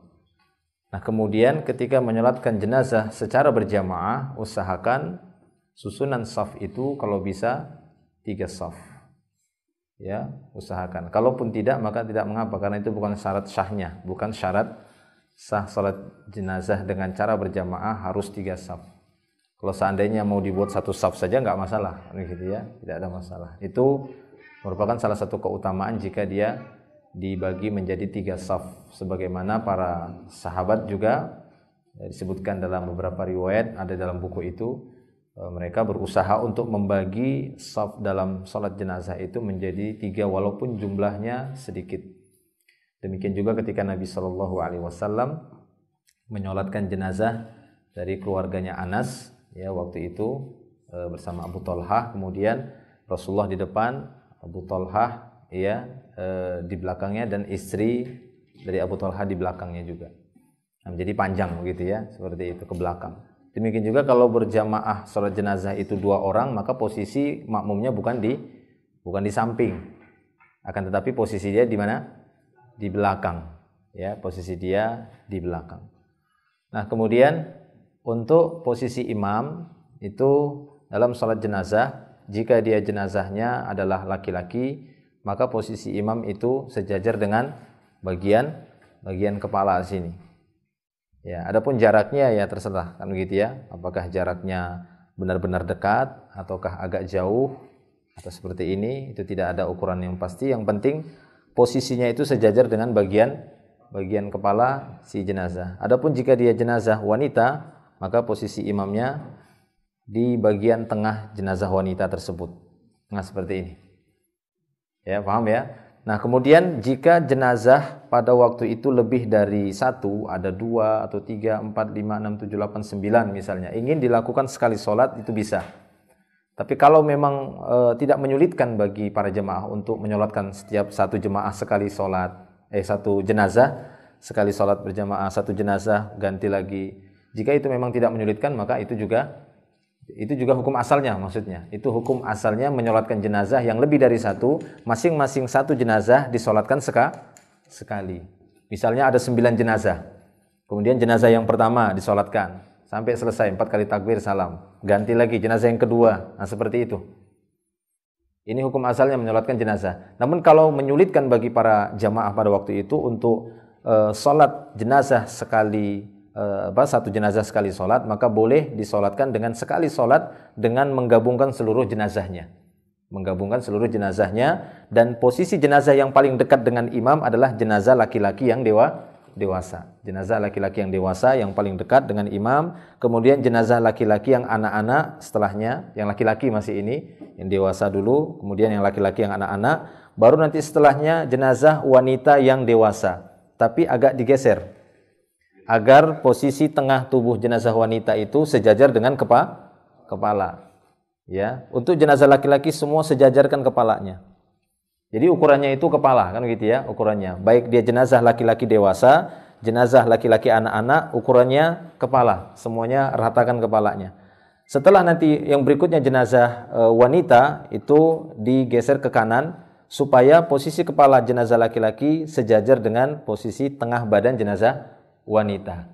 Sehingga posisi imamnya cuma di sini saja, di jenazah laki-laki, dan satu garis dengan tengah jenazah wanita. Paham ya? Seperti sudah ada di buku itu, kita kasih gambarnya di sana. Nah, demikian. Nah, kemudian tata cara sholat jenazah itu dengan 4 kali takbir. Ya, sholat jenazah itu 4 kali takbir, yaitu takbir yang pertama dengan membaca surat Al-Fatihah secara langsung tanpa ada doa iftitah. Langsung dia membaca Al-Fatihah. Kemudian takbir yang kedua langsung membaca sholawat. Sebagaimana sholawat ketika dia di dalam tasyahud. Ya, jadi Allahumma shalli ala Muhammad wa ala ali Muhammad kama shallaita ala Ibrahim wa ala ali Ibrahim innaka Hamidun Majid, dan seterusnya. Itu sudah saya cantumkan juga dalam buku panduan tersebut dalam ringkas tuntas mengurus jenazah. Kemudian setelah takbir yang ketiga boleh dia berdoa dengan doa yang dikhususkan untuk si jenazah. Ya, silahkan. Ya, dengan apakah dengan Allahumma ighfir lahu warhamhu wa'afihi wa'fu anhu dan seterusnya. Kalau misalnya kita tahu itu adalah jenazah wanita, maka boleh mengganti domirnya dengan Allahumma ighfir laha, enggak ada masalah. Tapi kalau sulit bagi kita, ya apa yang kita hafal saja.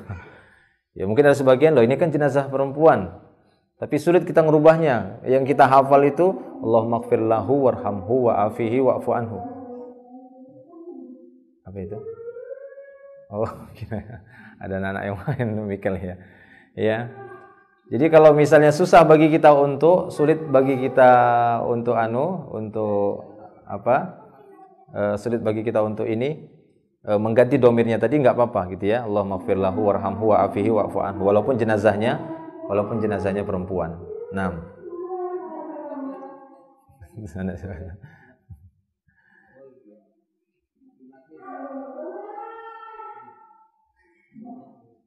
Iya. Ada intermezzo. Kemudian takbir yang ketiga itu boleh mengulangi doa yang dikhusus untuk si mayit tadi. Takbir yang keempat, takbir yang ketiga tadi dengan doa yang khusus untuk mayit. Takbir yang keempat itu boleh mengulangi atau boleh sebatas dia mengucapkan Rabbana atina fid dunya hasanah wa fil akhirati hasanah wa qina adzabannar. Kemudian dia mengucapkan salam ke kanan dan kiri. Nah, yang perlu kita perhatikan, inti dari salat jenazah itu adalah doa. Makanya perbanyaklah berdoa di waktu salat jenazah itu. Ya, makanya Nabi SAW mengatakan dalam hadisnya, idza shallaitumul mayyit fa akhlisul lahu doa. Ya, fa akhlisul lahu doa.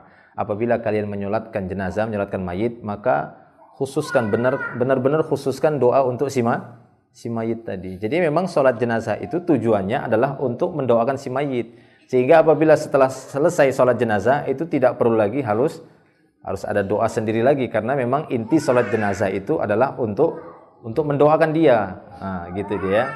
Makanya tidak pernah didapati di masa Nabi SAW selesai menyolatkan jenazah kemudian mendoakannya lagi, tidak ada.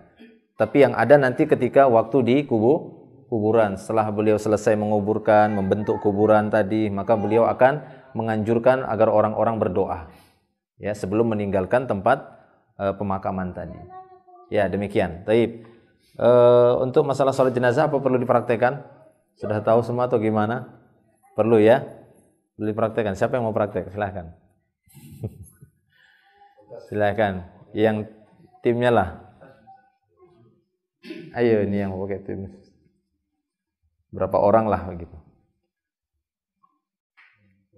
Ini anggap jenazah laki-laki. Ya, nanti saya yang bimbing saja, tidak usah baca, saya yang baca. Ya? Yang posisinya harus pas sama imamnya aja, makmumnya terserah. Makmumnya tidak masalah, yang penting posisi imamnya pas. Dan posisi jenazahnya seperti ini bisa di atas, bisa di bawah, nggak ada masalah ya. Bisa dia di atas keranda gini langsung, atau masih di atas kasur, ataukah dia mungkin masih di rumah. Jadi silahkan saja mau menyolatkan jenazah di rumah, di masjid, ya itu silahkan, atau di lapangan di tempat yang terbuka jelas lebih afdol. Ya, taib. Ya, coba dibuat 3 saf. Nah, ini prakteknya saja, kita buat 3 saf. Kemudian anggap ini jenazah laki-laki ya, ini anggap jenazah. Ya, tidak perlu ada adzan, tidak perlu ada iqamat, tidak perlu ada seruan as-salatul jami'ah seperti yang disampaikan Imam Syafi'i, demikian. Taib. Nah, ya, bisa, silahkan. Allahu Akbar. Allahu Akbar. Ya, takbir yang pertama ini membaca Al-Fatihah. Langsung baca a'udzubillahi minasyaitonirrajim. Bismillahirrahmanirrahim. Alhamdulillahirabbil alamin, arrahmanirrahim, maliki yaumiddin. Iyyaka na'budu wa iyyaka nasta'in. Ihdinas siratal mustaqim, siratal ladzina an'amta 'alaihim ghairil maghdubi 'alaihim waladdallin. Amin. Allahu Akbar.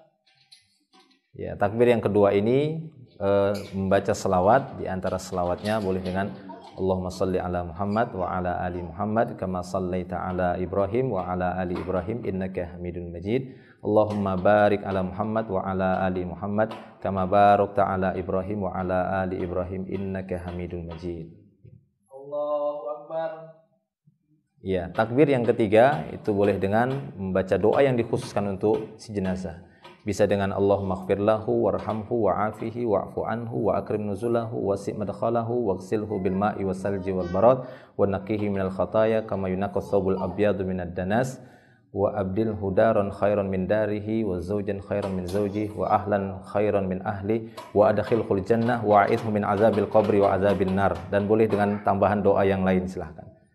Ya. Allahu Akbar. Ya, takbir yang keempat boleh mengulangi doa yang tadi.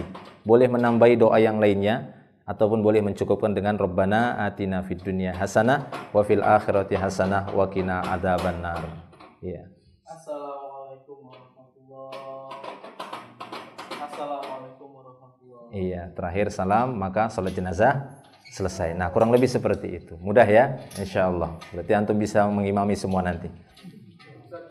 Iya. Baik. Di takbir yang keempat, iya boleh. Itu hampir ya madhab Hanabilah menyebutkan perbanyak doanya di takbir yang ketiga.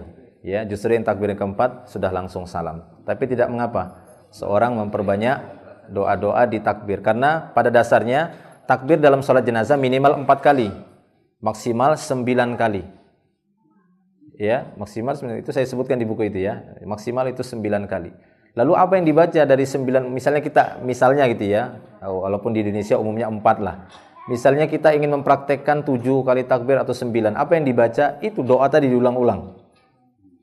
Karena memang sholat jenazah khusus untuk doakan jenazah. Makanya tidak pernah didapati Nabi selesai sholat jenazah mendoakan khusus lagi, nggak ada. Karena memang khususnya di sholat tadi. Ya, sambil sholat dia ulangi lagi. Takbir yang kelima ulangi lagi seperti itu. Ya, dia ulangi lagi dan seterusnya. Cukup? Ada lagi tanya? Silahkan. Apakah ada hadis atau yang menghubungkan antara banyaknya makmum terhadap nanti efeknya Ada ya. Jadi itu sebenarnya kalau saya perhatikan terbentuk, artinya itu dengan takdir Allah Ta'ala. Jika memang dia orang yang baik, itu insya Allah itu ya. Saya dapati pengalaman itu akan, walaupun kita nggak panggil misalnya, nggak panggil-panggil orang gitu, itu ternyata banyak. Saya pernah dapati pengalaman dipanggil-panggil, diumumkan, yang datang sedikit. Ya, ada jenazah itu tanpa dipanggil tapi Masya Allah banyak sekali. Karena mungkin pergaulan yang bagus gitu ya, sama temannya, dengar sedikit saja dia langsung datang bahkan dari luar kota, langsung pergi berangkat, dan banyak yang menyolatkannya. Nah, ini manfaatnya kita berteman dengan teman-teman yang baik. Teman-teman yang baik itu tidak akan melupakan kebaikan temannya, gitu ya.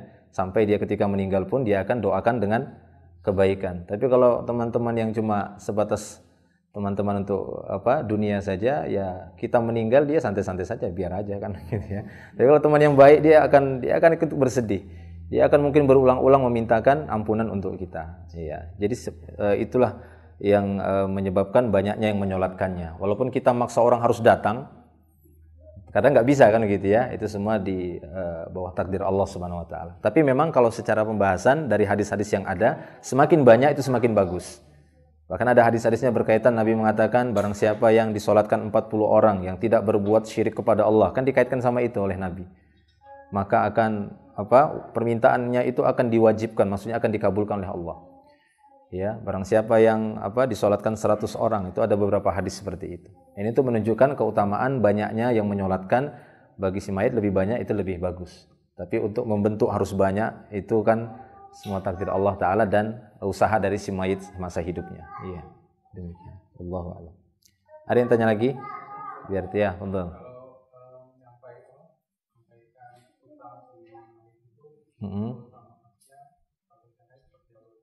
Kalau bisa itu sebelum tadi menyolatkan.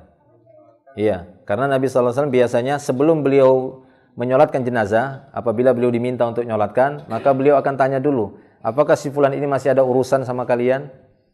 Nah, gitu ya, beliau tanya dulu, masih ya Rasulullah? Ya, masih ada hutang demikian. Beliau nggak mau menyolatkan, selesaikan dulu kata beliau. Ya, jadi bukan pas mau berangkat, bahkan pas mau berangkat hampir-hampir nggak ada beliau SAW memberikan pertanyaan seperti itu, apakah ada hutang atau semisalnya, itu tidak ada, tapi justru sebelum sholat. Karena biasanya setelah sholat itu langsung diangkat dan dibawa ke tempat pemakaman. Nah, sampai beliau kadang nggak mau menyolatkannya sampai selesai dulu.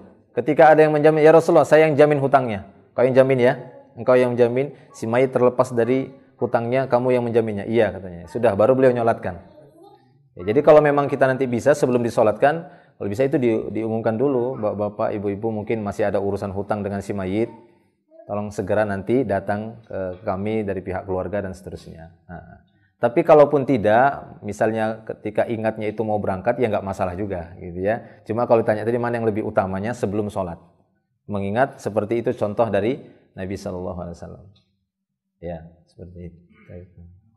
Kalau posisi salam sedekap dan salam kita masih sedekap atau pas? Masih sedekap. Iya, masih sedekap kemudian kita salam.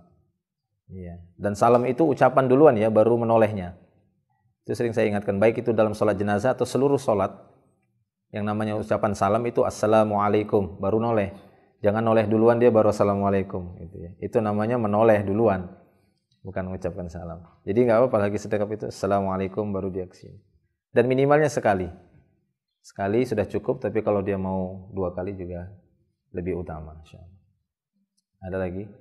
Baik. Kadang-kadang di saya ada pertanyaan, apakah mayit ini setuju setuju dengan baik atau enggak? Ini baik.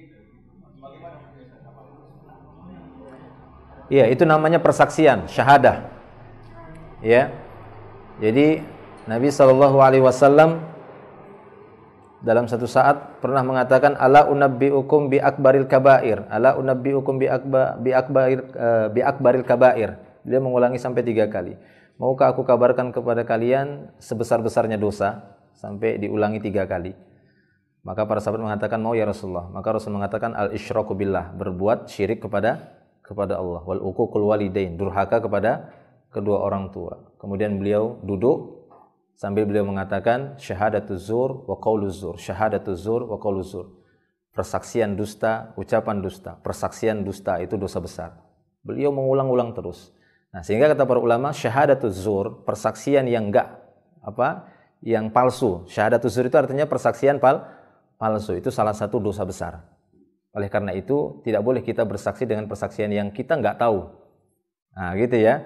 Jadi kalau kita nggak tahu, bagus diam. Apakah mayit ini benar-benar bagus? Ya kita nggak tahu juga kan gitu ya. Ya diam saja. Jangan bersaksi, kita bilang bagus padahal enggak. Ya, tapi kalau memang dia benar bagus, ya nggak masalah kita bersaksi dengan persaksian yang benar sesuai dengan apa yang kita ketahui. Memang bagus dia. Seorang yang baik semasa hidupnya, kan begitu ya, ramah ataupun rajin beribadah, orang yang ini semangat, giat dan seterusnya. Iya baik kita bilang. Iya. Nah, demikian. Jadi disunahkan ada imam yang mengatakan bahwa Oh, tidak perlu. Karena itu seakan-akan memaksa orang bersyahadah nantinya. Bersaksi dengan saksi yang terpaksa. Ya, tapi kalau mengajak para jamaah menganjurkan kita banyak-banyak mendoakan dia, itu dia. Itu tidak masalah. Bapak, ibu-ibu, kalau bisa ya, ini jenazah mumpung masih ada, silahkan masing-masing memperbanyak doa supaya si jenazah diampuni, dimaafkan oleh Allah Ta'ala. Nah itu. Tapi kalau kita bilang, Bapak, apakah kita saksikan jenazah ini bagus? Nah, itu memaksa orang bersaksi dengan yang dia tidak tahu, nanti ya kita khawatir itu tadi. Orang-orang jadi terjerumus kepada persaksian palsu. Baik kita bilang kan, itu baik. Padahal kita tahu, wah hutang dia kemarin belum bayar ini kan gitu ya. Nah, seperti itu. Dia kemarin belum sempat minta maaf sama saya, atau saya masih disakiti sama dia. Itu kan jadi kita jadi terpaksa bersaksi palsu. Kalau bisa tidak perlu seperti itu. Dan memang tidak ada sunnahnya seperti itu Nabi SAW. Yang ada beliau menanyakan hutangnya. Ya, karena memang hutang itu yang paling berat bagi seorang yang meninggal dunia. Yang paling berat itu hutang. Makanya kasusnya ketika Rasulullah pernah satu saat ada yang mau disolatkan, beliau tanya, apakah dia masih punya hutang atau yang lainnya? Ya Rasulullah, 2 dinar, dia masih punya hutang 2 dinar. Maka beliau nggak mau menyolatkannya. Ya, maka ada seorang sahabat bernama Abu Qatadah mengatakan, ya Rasulullah, 2 dinar saya yang tanggung. Ya, maka beliau mengatakan, kamu yang tanggung? Iya. Kamu yang tanggung si mayit berlepas diri dari 2 dinar itu. Iya ya Rasulullah. Baru beliau menyolatkannya. Kemudian setelah disolatkan, dikuburkan, tidak berapa lama, beberapa hari berikutnya, berpapasanlah Nabi dengan Abu Qatadah tadi. Bagaimana 2 dinarnya? 2 dinarnya gimana? Ternyata lupa Abu Qatadah. Belum dilunasin gitu ya. Segera dia melunasi 2 dinar tadi. Ya, dia lunasi 2 dinar tadi kepada orang yang menghutangi. Setelah itu dia datang kepada Nabi SAW dan mengatakan, ya Rasulullah, 2 dinar sudah selesai. Oh, 2 dinar sudah selesai? Sudah ya Rasulullah. Al-an hina barodat ya alaihi jilduh, kata Rasulullah, barulah terasa dingin kulitnya si fulan itu sekarang. Padahal sudah ada yang jamin tapi belum dibayar. Jadi utang itu sebenarnya berat juga gitu ya. Berat juga ya utang itu. Sekarang barulah terasa kulit ya, baru terasa dingin kulitnya si mayit. Ya, makanya beliau SAW paling sering itu kalau sebelum sholat nanyakan hutang. Apakah dia masih ada hutang? Selesaikan dulu, kata Rasulullah. Bukan minta persaksian, gimana, baik atau tidak, kan gitu ya. Nah, itu tidak benar.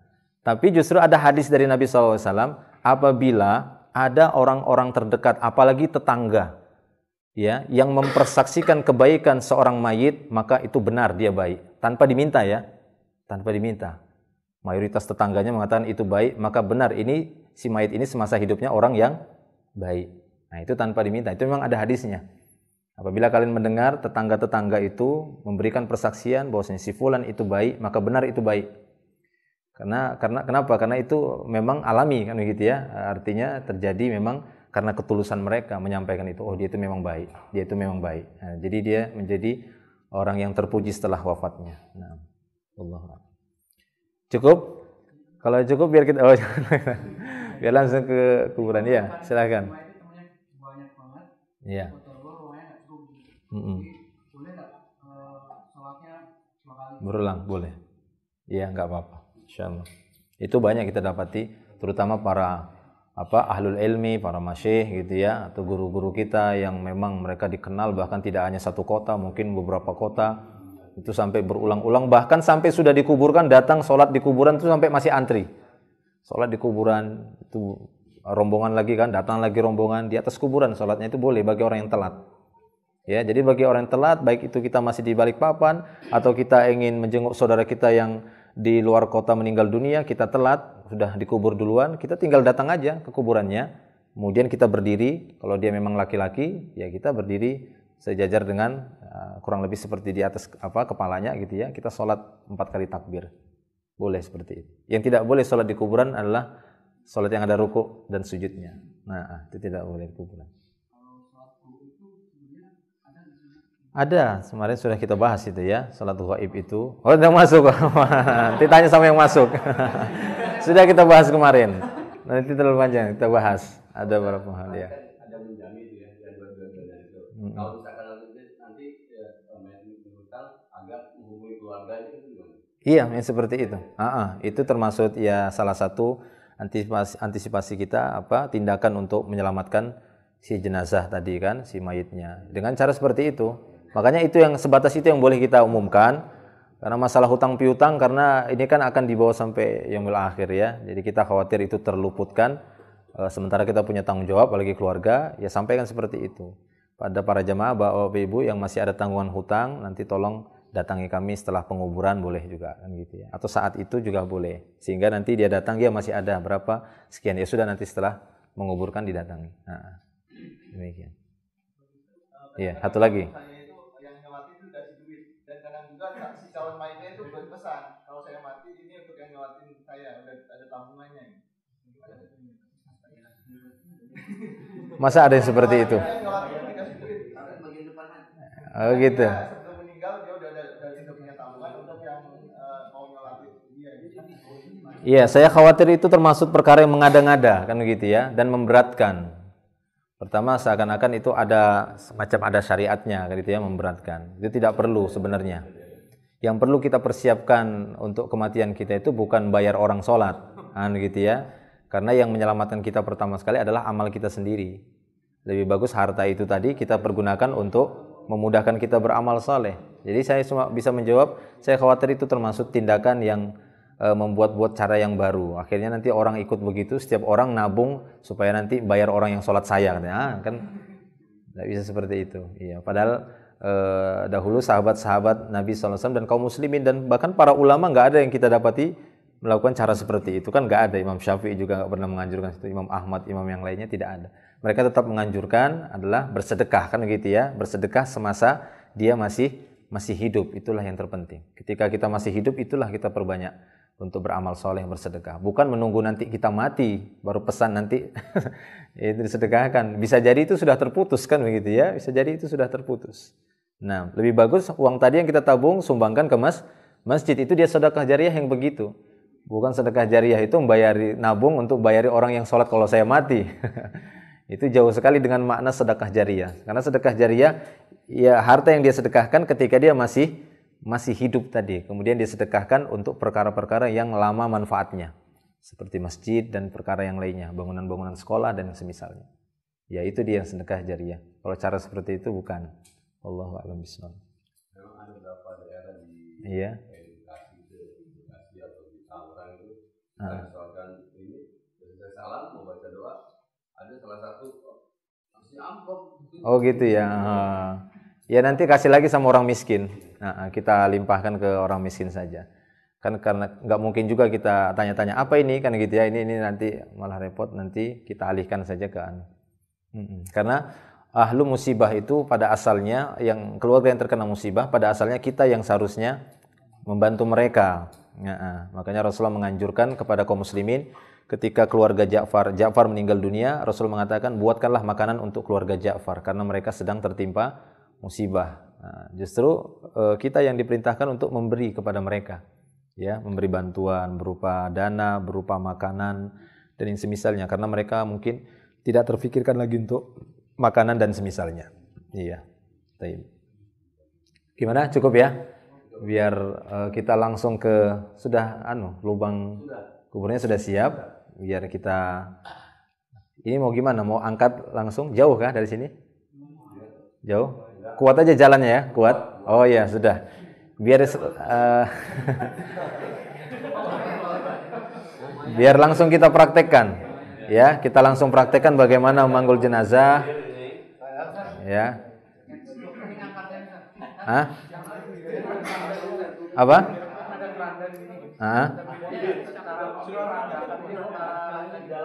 Ada ya. Kemarin seperti yang kita sebutkan. Ini kan kita anggap jenazah laki-laki tadi. Berarti dilepas penutupnya. Ya. Penutupnya itu dilepas. Karena yang ditutup itu adalah jenazah perempuan. Ya, itu dia keliruannya kan gitu ya. Artinya itu satu sunnah yang banyak ditinggalkan gitu ya. Itu sunnah yang banyak ditinggalkan.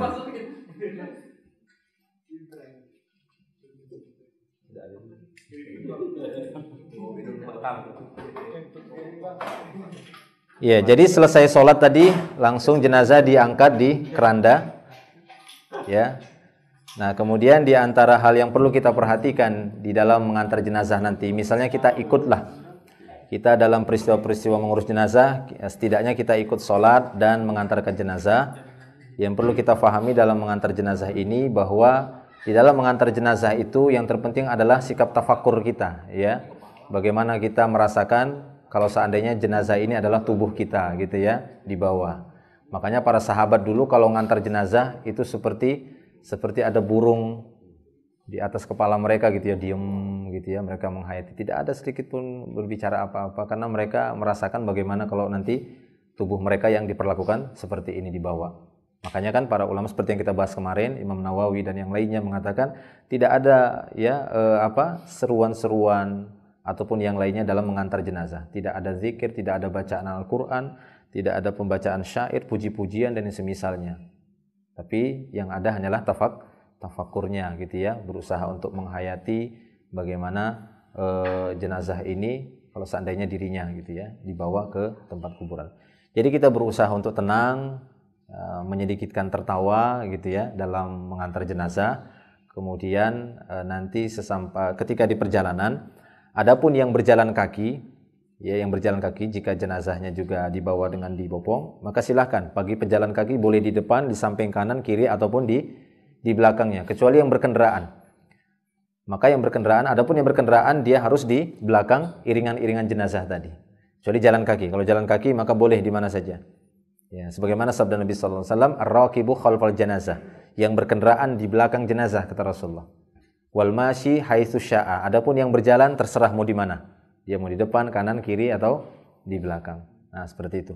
Kemudian nanti sesampainya kita anggaplah nanti di tempat sana, sesampainya di kawasan kuburan, maka di antara adabnya adalah melepaskan kedua sandal kita, kedua alas kaki kita, kemudian membaca doa masuk ke dalam kuburan dengan ucapan Assalamualaikum ahla diyar minal mu'minin wal muslimin wa inna insyaallahu bikum lalahiqun nas'alullah lana wa lakumul afiyah, ataupun dengan doa yang lainnya. Ada beberapa doa di sana.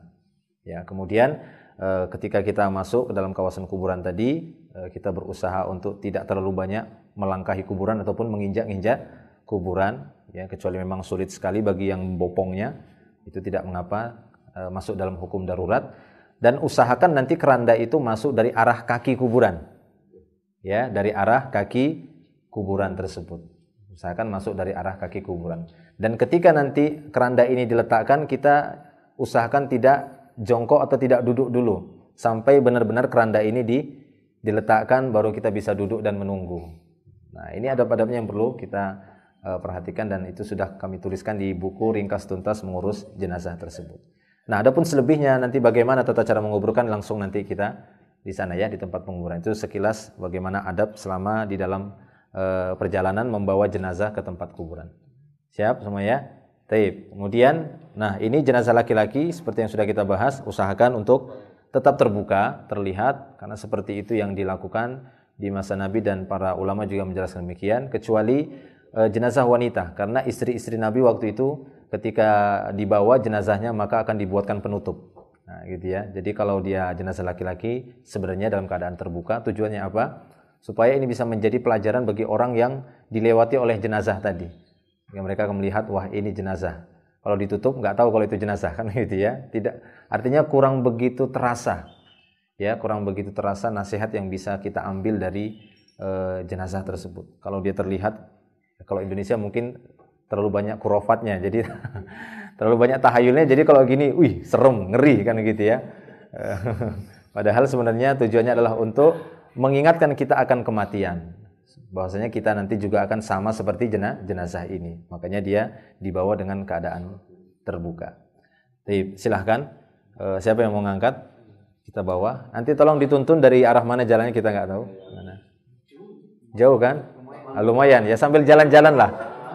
Tapi security tahu ya. Nanti dikira bener nanti. Berarti kalau biasanya kalau pakai ini digendong itu nggak masalah. Nggak masalah, ya, tidak masalah. Kalau anak-anak digendong nggak masalah. Iya. Enteng ya, hati-hati. Ya, ini tidak ada doa apa, ini langsung dibawa saja. Paling nanti kalau di kuburan baru ada doa masukkan jenazah. Kalau pakai foreder gitu, itu nggak boleh berarti. Dalam hadis kan disebutkan la tuttabaul janazah bisautin wala narin. Jadi jenazah janganlah diiringi dengan suara-suara ataupun api, kata Rasulullah. Jadi yang semisal dengan itu usahakan dikurangilah. Ya. Kalau cuma sesekali mungkin ini tidak masalah, hanya sebatas untuk menertibkan jalan. Dan aturannya juga memang boleh kan begitu ya. Tapi kalau bisa jangan terlalu sering, sepanjang jalan bunyi serene terus. Ya, sedikit saja, tiut-tiut kadang. Iya. Nah. Ya, silahkan di bawah.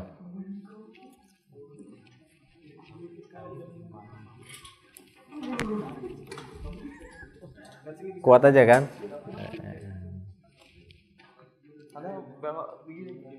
Nanti ditimbun pakai tanah juga, Ustaz? Cuma aja, cuma ngelihatkan cara meletakkannya saja. Kalau memang wasiat pencangkir. Berapa jam sih?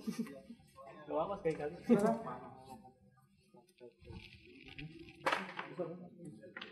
Setengah 12 pasang. Dari Matunala itu apa?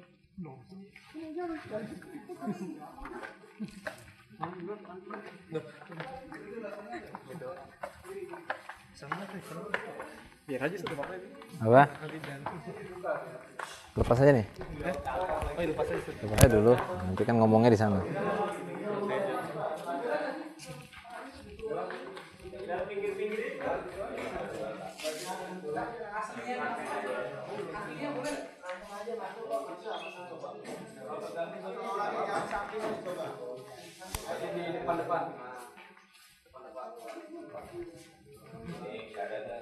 Nggak apa-apa sih tuh. Nggak apa masuk kantor. Nggak. Hah? Nggak apa-apa. Nggak apa-apa.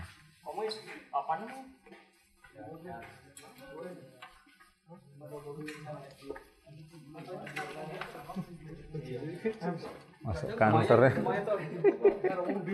Biar angkat sehat.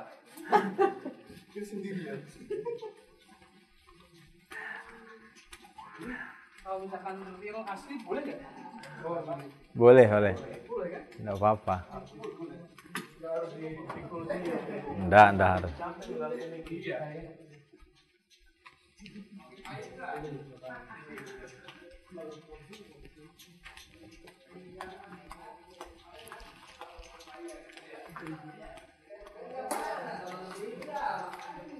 Masuk kantor. Oh itu masuk kantor. Hukum yang pakai payung. Daripada pakai kuat kita ini maksudnya yang payung yang ngerasa kepanasan. Namanya di payung kan. Hah? Panasan. Jalan aja. Pendek soalnya. Yang tinggi. Pendek soalnya. Mul. Jauh nih. Tuh tendanya kelihatan tuh. Yang tuh. Olahraga.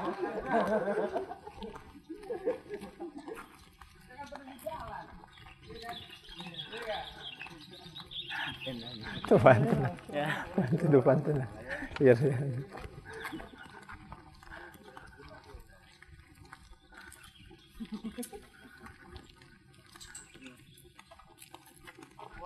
Ada yang aneh itu keluarganya disuruh sebelum berangkat turun.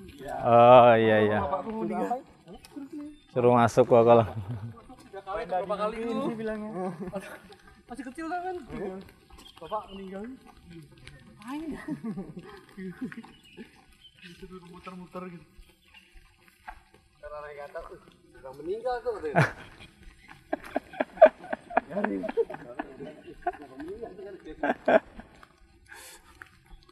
Kan tapi dia ini moto-motoan gitu.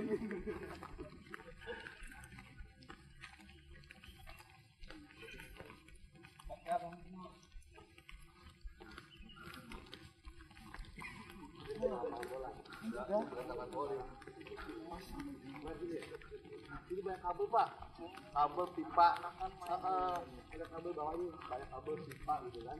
Makanya cari yang di sana nggak ada itu.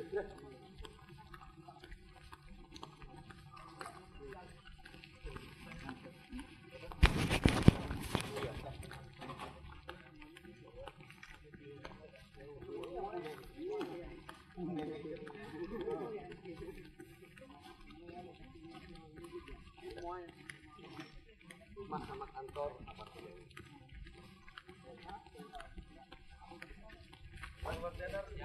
Iya tuh depan situ dong.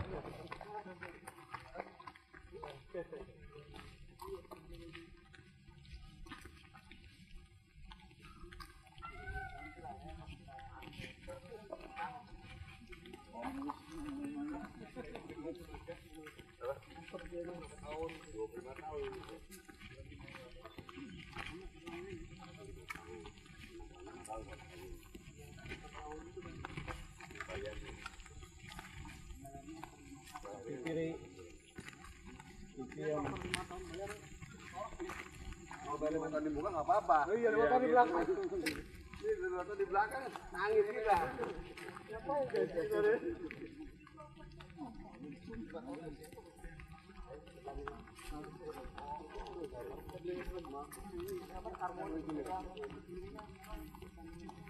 Jeb, belum dibuka Jeb ya? Faiko.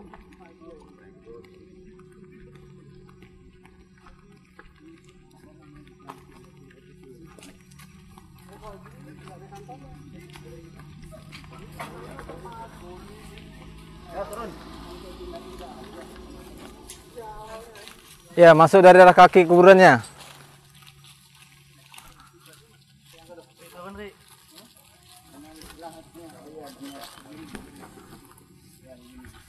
Benar ya? Oh ya, dari sini.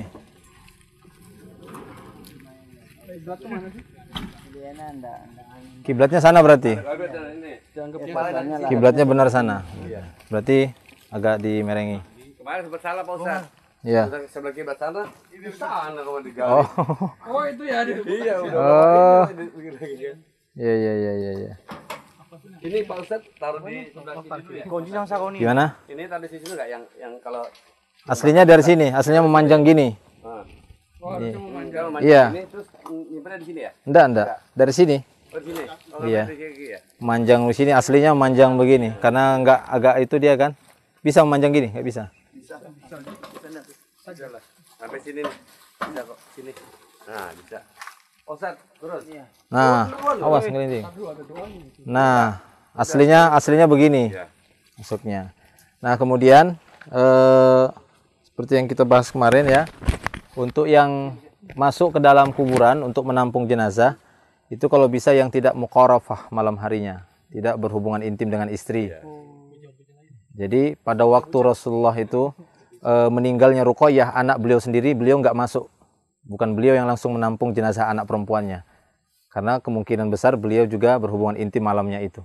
Jadi beliau tanya waktu itu, siapakah di antara kalian ya manlam ya di antara kalian yang tidak muqarafah, yang tidak berhubungan intim tadi malam, silahkan. Maka pada waktu itu Utsman sendiri pada waktu ada, karena Utsman suaminya dari Ruqayyah kan. Utsman saja nggak masuk waktu itu. Tapi Abu Thalhah waktu itu yang masuk ke dalam. Saya Rasulullah, maka masuk kata Rasulullah. Inzil kata beliau. Maka dia pun turun menampung jenazah Ruqayyah pada waktu itu untuk diletakkan di lahatnya. Nah, jadi yang tidak berhubungan intim tadi malam silahkan. Berarti Pak. Langsung satu langsung ketawa dia. Waalaikumsalam. Iya kata dia enggak. Iya, dua Berdua tiga. benar. Dua, tiga boleh. Dua atau tiga boleh silahkan. Yang di sini Ada doanya nggak Ustaz? Ya, ada doanya. Doanya itu nanti ketika diturunkan Bismillah ala millati Rasulillah. oh gitu ya. Waktu yang ini yang mau turun ke Oh, enggak ada. Nanti jenazahnya ketika mau diturunkan ada doanya. Enggak, ini kan aja ini aja enggak. Boleh, kurang boleh. Memang sih, ini kurang dalam. Iya. Tapi cukup aja segini insyaallah. Kalau lebih dalam lagi bagus. Turun dong. Tadi belum Seharusnya lepas sendal ya. enggak. Kasih tahu. Lepas sendal. Ntar beli lagi. Enggak apa-apa. Dua cukup ya. Ah, boneka saja cukup ya. Ya, nah ketika diangkat seperti ini, Kerandanya tarik. kerandanya ditarik, Angkatnya ya. begini, Pak. Jadi, sini Pak. Jadi sekarang posisi yang nah, dipeluk. Awas, digilas. Aduh, awas. Oh, Mas, aja itu. Oke, ya, awas. Iya. Tahan. Yo, Bismillah ala sunnati Rasulillah. Ya, Bismillah ala sunnati Rasulillah. Agak dipeluk. Nah, gitu aslinya ya. Itu aslinya berat loh sebenarnya. Aslinya itu berat.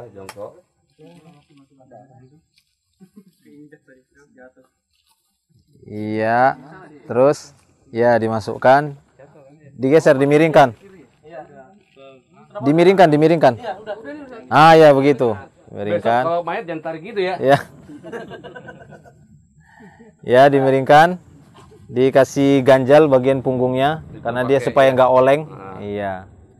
Kasih ganjal di bagian punggung-punggungnya. Iya, seperti itu.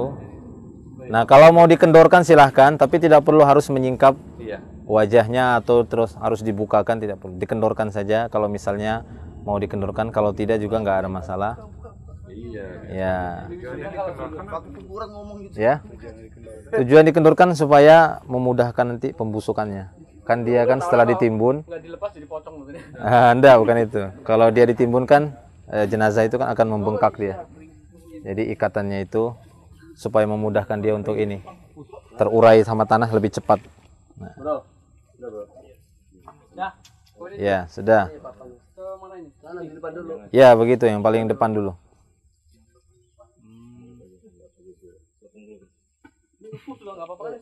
Hah? Iya, nggak apa-apa. Ya, gini aja. Itu. Ya terlalu sini.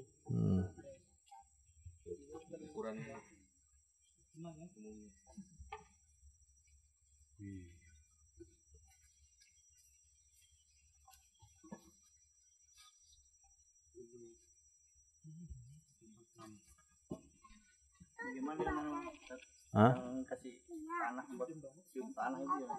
Oh, itu tadi pas dia dibuka itunya enggak? Oh, enggak perlu. Enggak perlu ya? Iya, kan tadi kita sudah bilang enggak perlu dibuka singkap, itu perlu diciumkan, tidak perlu. Kalau jumlah pengganjalnya ada yang bilang Harus. Oh, enggak. Dia pengganjalnya sebagai ini aja kan, membantu supaya enggak oleng ke belakang. Iya. ganjalnya Ini kumpulan tanah aja kan. Tanah di bunder-bunderin Iya, ya? dibundur-bunderin, oleh ditumpukan di situ. Itu jumlahnya berapa Pak Ustaz? Terserah, nggak masalah. Iya, artinya Kalau nggak ada lahan datar aja gitu, itu boleh atau gimana? ya boleh saja sih sebenarnya, tapi ya itu menyelisih sunnah itu tadi dia menyelisih yang sudah ada gitu. Iya, karena apa sulitnya membuat lahat kan gitu kan? Iya. Lahat itu kalau yang di sana tadi, kalau syak itu di tengah dia, Nah, ya. lubangnya itu di tengah begini, lubang. Boleh ada dua. Kemarin kan kita bahas lahat sama syak. Yang paling sering dibuat Nabi itu lahat. Tapi syak juga boleh, syak itu di tengah. Ya, jadi seperti itu. Nah, kalau sudah selesai seperti ini, itu boleh naik dan ada sunnah apa? Melemparkan tiga genggaman tanah ke arah kepala sana, ya.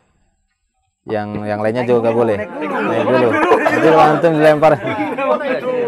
Kesal kayaknya nih. Lemparan ambil kesal. Biasanya musuhnya gitu. Ya. Jadi boleh lempar sebanyak 3 kali ke arah kepala sana. 1, ya dibuat 2. Sambil ya boleh dengan baca Bismillah ala sunnati Rasulullah, boleh seperti 3. Jadi bukan bunga ya Ustaz ya sebenarnya. Bukan, bat 3 genggaman tanah 3 kali. Nah setelah itu baru ditimbun. Ya, baru ditimbun. Mau ditimbun atau enggak ini? Gimana? Tidak perlu. Tidak perlu ya, nggak usah perlu. Nah anggaplah ini dia gundukannya seperti ini. Ada patoknya. Nah, ada patoknya. Kayunya lah. Ah itu patoknya. Oh iya. Nah. Itu patoknya. Di sini aja taruh, ini aja anggap ini. Nah, pindah sebelah sini. Siapa namanya? Agus Rahmat namanya. Anton. Iya bener ada. Temennya Mas Agus.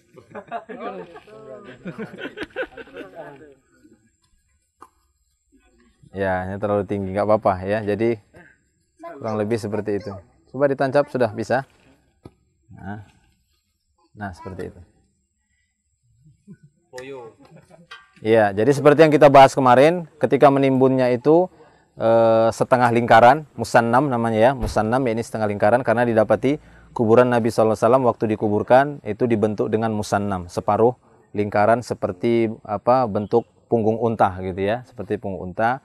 Kemudian boleh juga diletakkan semacam batu ya, seperti kita batu ataukah tanda yang lain, tujuannya apa tadi, untuk sebagai tanda untuk keluarganya gitu ya, bahwasanya ini kuburan keluarga mereka, dan nanti mungkin ada yang meninggal boleh dikuburkan di situ lagi, itu tujuannya.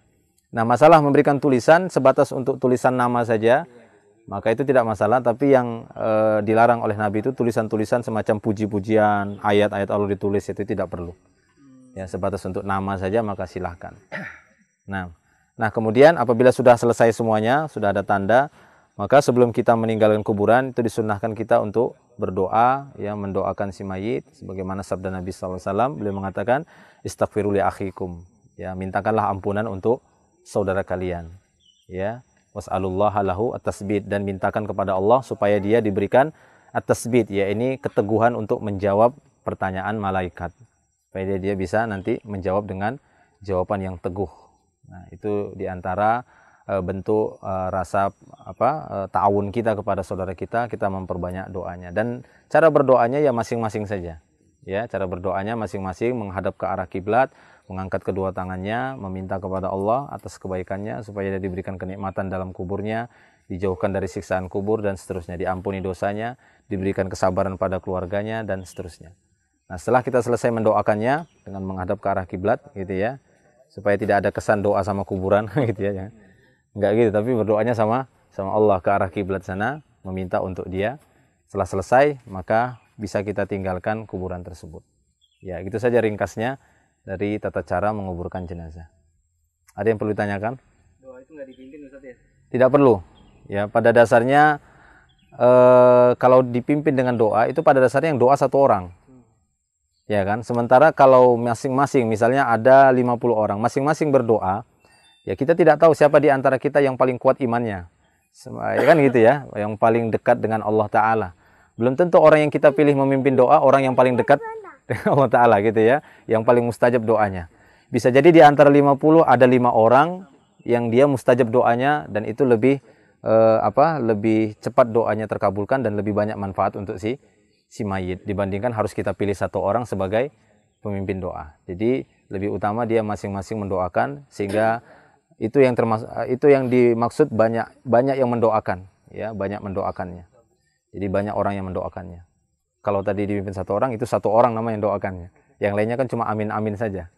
Ya kan? Amin-amin saja, kadang pun aminnya nggak serius. Nah, bagus masing-masing serius berdoa. Masing-masing. Karena kalau dia sendiri doa, ada rasa serius itu lebih ini. Rasa konsentrasi itu lebih ini. Terasa dia menyebut untuk temannya atau saudaranya, untuk keluarganya. Iya. Ada lagi yang mau ditanyakan? Silahkan. Habis itu dia ada Ustaznya ceramah gitu. Itu gimana Ustaz? Semacam ini ya. Itu cuma sebatas memanfaatkan tausiah di kuburan sebelum ditinggalkan. Itu cuma sebatas memanfaatkan kondisi ataupun situasi dan suasana. Karena suasana seperti itu biasanya ya orang-orang lebih dekat gitu ya kepada Allah Ta'ala, lebih mudah dengar nasihat ya, lebih lebih terasa kalau diberikan nasihat. Walaupun secara khusus di dalam hadis-hadis itu tidak ada Nabi SAW mengkhususkan setiap mau selesai menguburkan harus tausiah, itu memang tidak ada.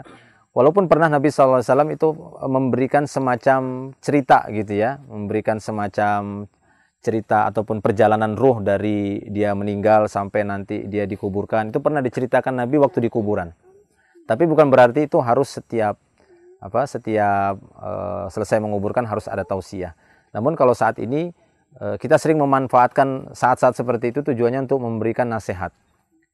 Apalagi pada waktu itu umumnya kan orang-orang yang mungkin nggak pernah dengar ceramah di masjid datang gitu ya, hadir di situ. Sehingga sangat memungkinkan bagi kita untuk menyampaikan nasihat pada waktu itu. Tapi kalau ditanya ada nggak sunnahnya seperti itu, ya tidak ada gitu ya. Cuma tadi memang ada dari Nabi SAW menunjukkan bahwa bolehnya kita memberikan tausiah ketika di kuburan tersebut. Nah, wallahu a'lam bishawab. Yang 7 langkah itu setelah itu gimana? Hadisnya itu? Iya benar. Saya tidak tahu kalau ada harus 7 langkah ya. Cuma dalam hadis itu Nabi mengatakan bahwa mayit itu masih mendengar. Jika mayit diletakkan dalam kuburnya, maka ketika saudara-saudaranya meninggalkannya, dia masih mendengar. Dia masih bisa mendengar bunyi seretan sendal saudaranya yang meninggalkannya. Dia masih bisa mendengarnya. Tapi tidak disebutkan di sana harus berapa langkah. Tapi dia masih bisa mendengar bunyi sendal kita ketika pergi meninggalkan. Dia masih bisa dengarnya. Tapi ini enggak pada setiap saat, ini pada waktu itu saja. Bukan berarti dia bisa mendengar seluruh kejadian di alam ini kan. Kemudian bisa dengar ketika Anda bercanda dengan istri, dia dengar juga kan? Enggak. Gitu ya. Itu pada waktu kita meninggalkannya di kawasan kuburan itu saja. Ya, di luar itu dia nggak bisa dengar lagi. Tidak bisa dia dengar Anda lagi baca Quran di masjid atau lagi dia tidak bisa dengar. Ya, karena dia sudah di alamnya sendiri, di alam barzakh tersebut. Baik. Ada lagi mau ditanyakan? Kalau tidak ada berarti cukup. Ya, insyaallah sudah kita lewati beberapa rangkaian dari proses menyelenggarakan jenazah. Itu dimulai dari memandikan, mengafani, kemudian sampai menyolatkan dan menguburkan. Ya. Baik, kalau memang tidak ada, Ini gimana? Ini dibiarkan ya? Nanti diberesin ya, insya Allah. Ya, kalau cukup mungkin sampai di sini dulu. Nanti kita kembali ke sana ya. Kita kembali ke sana. Itu dulu. Iya. Kita sholat dulu. Dia udah mau masuk waktu sholat. Ini saja. Assalamualaikum warahmatullahi wabarakatuh.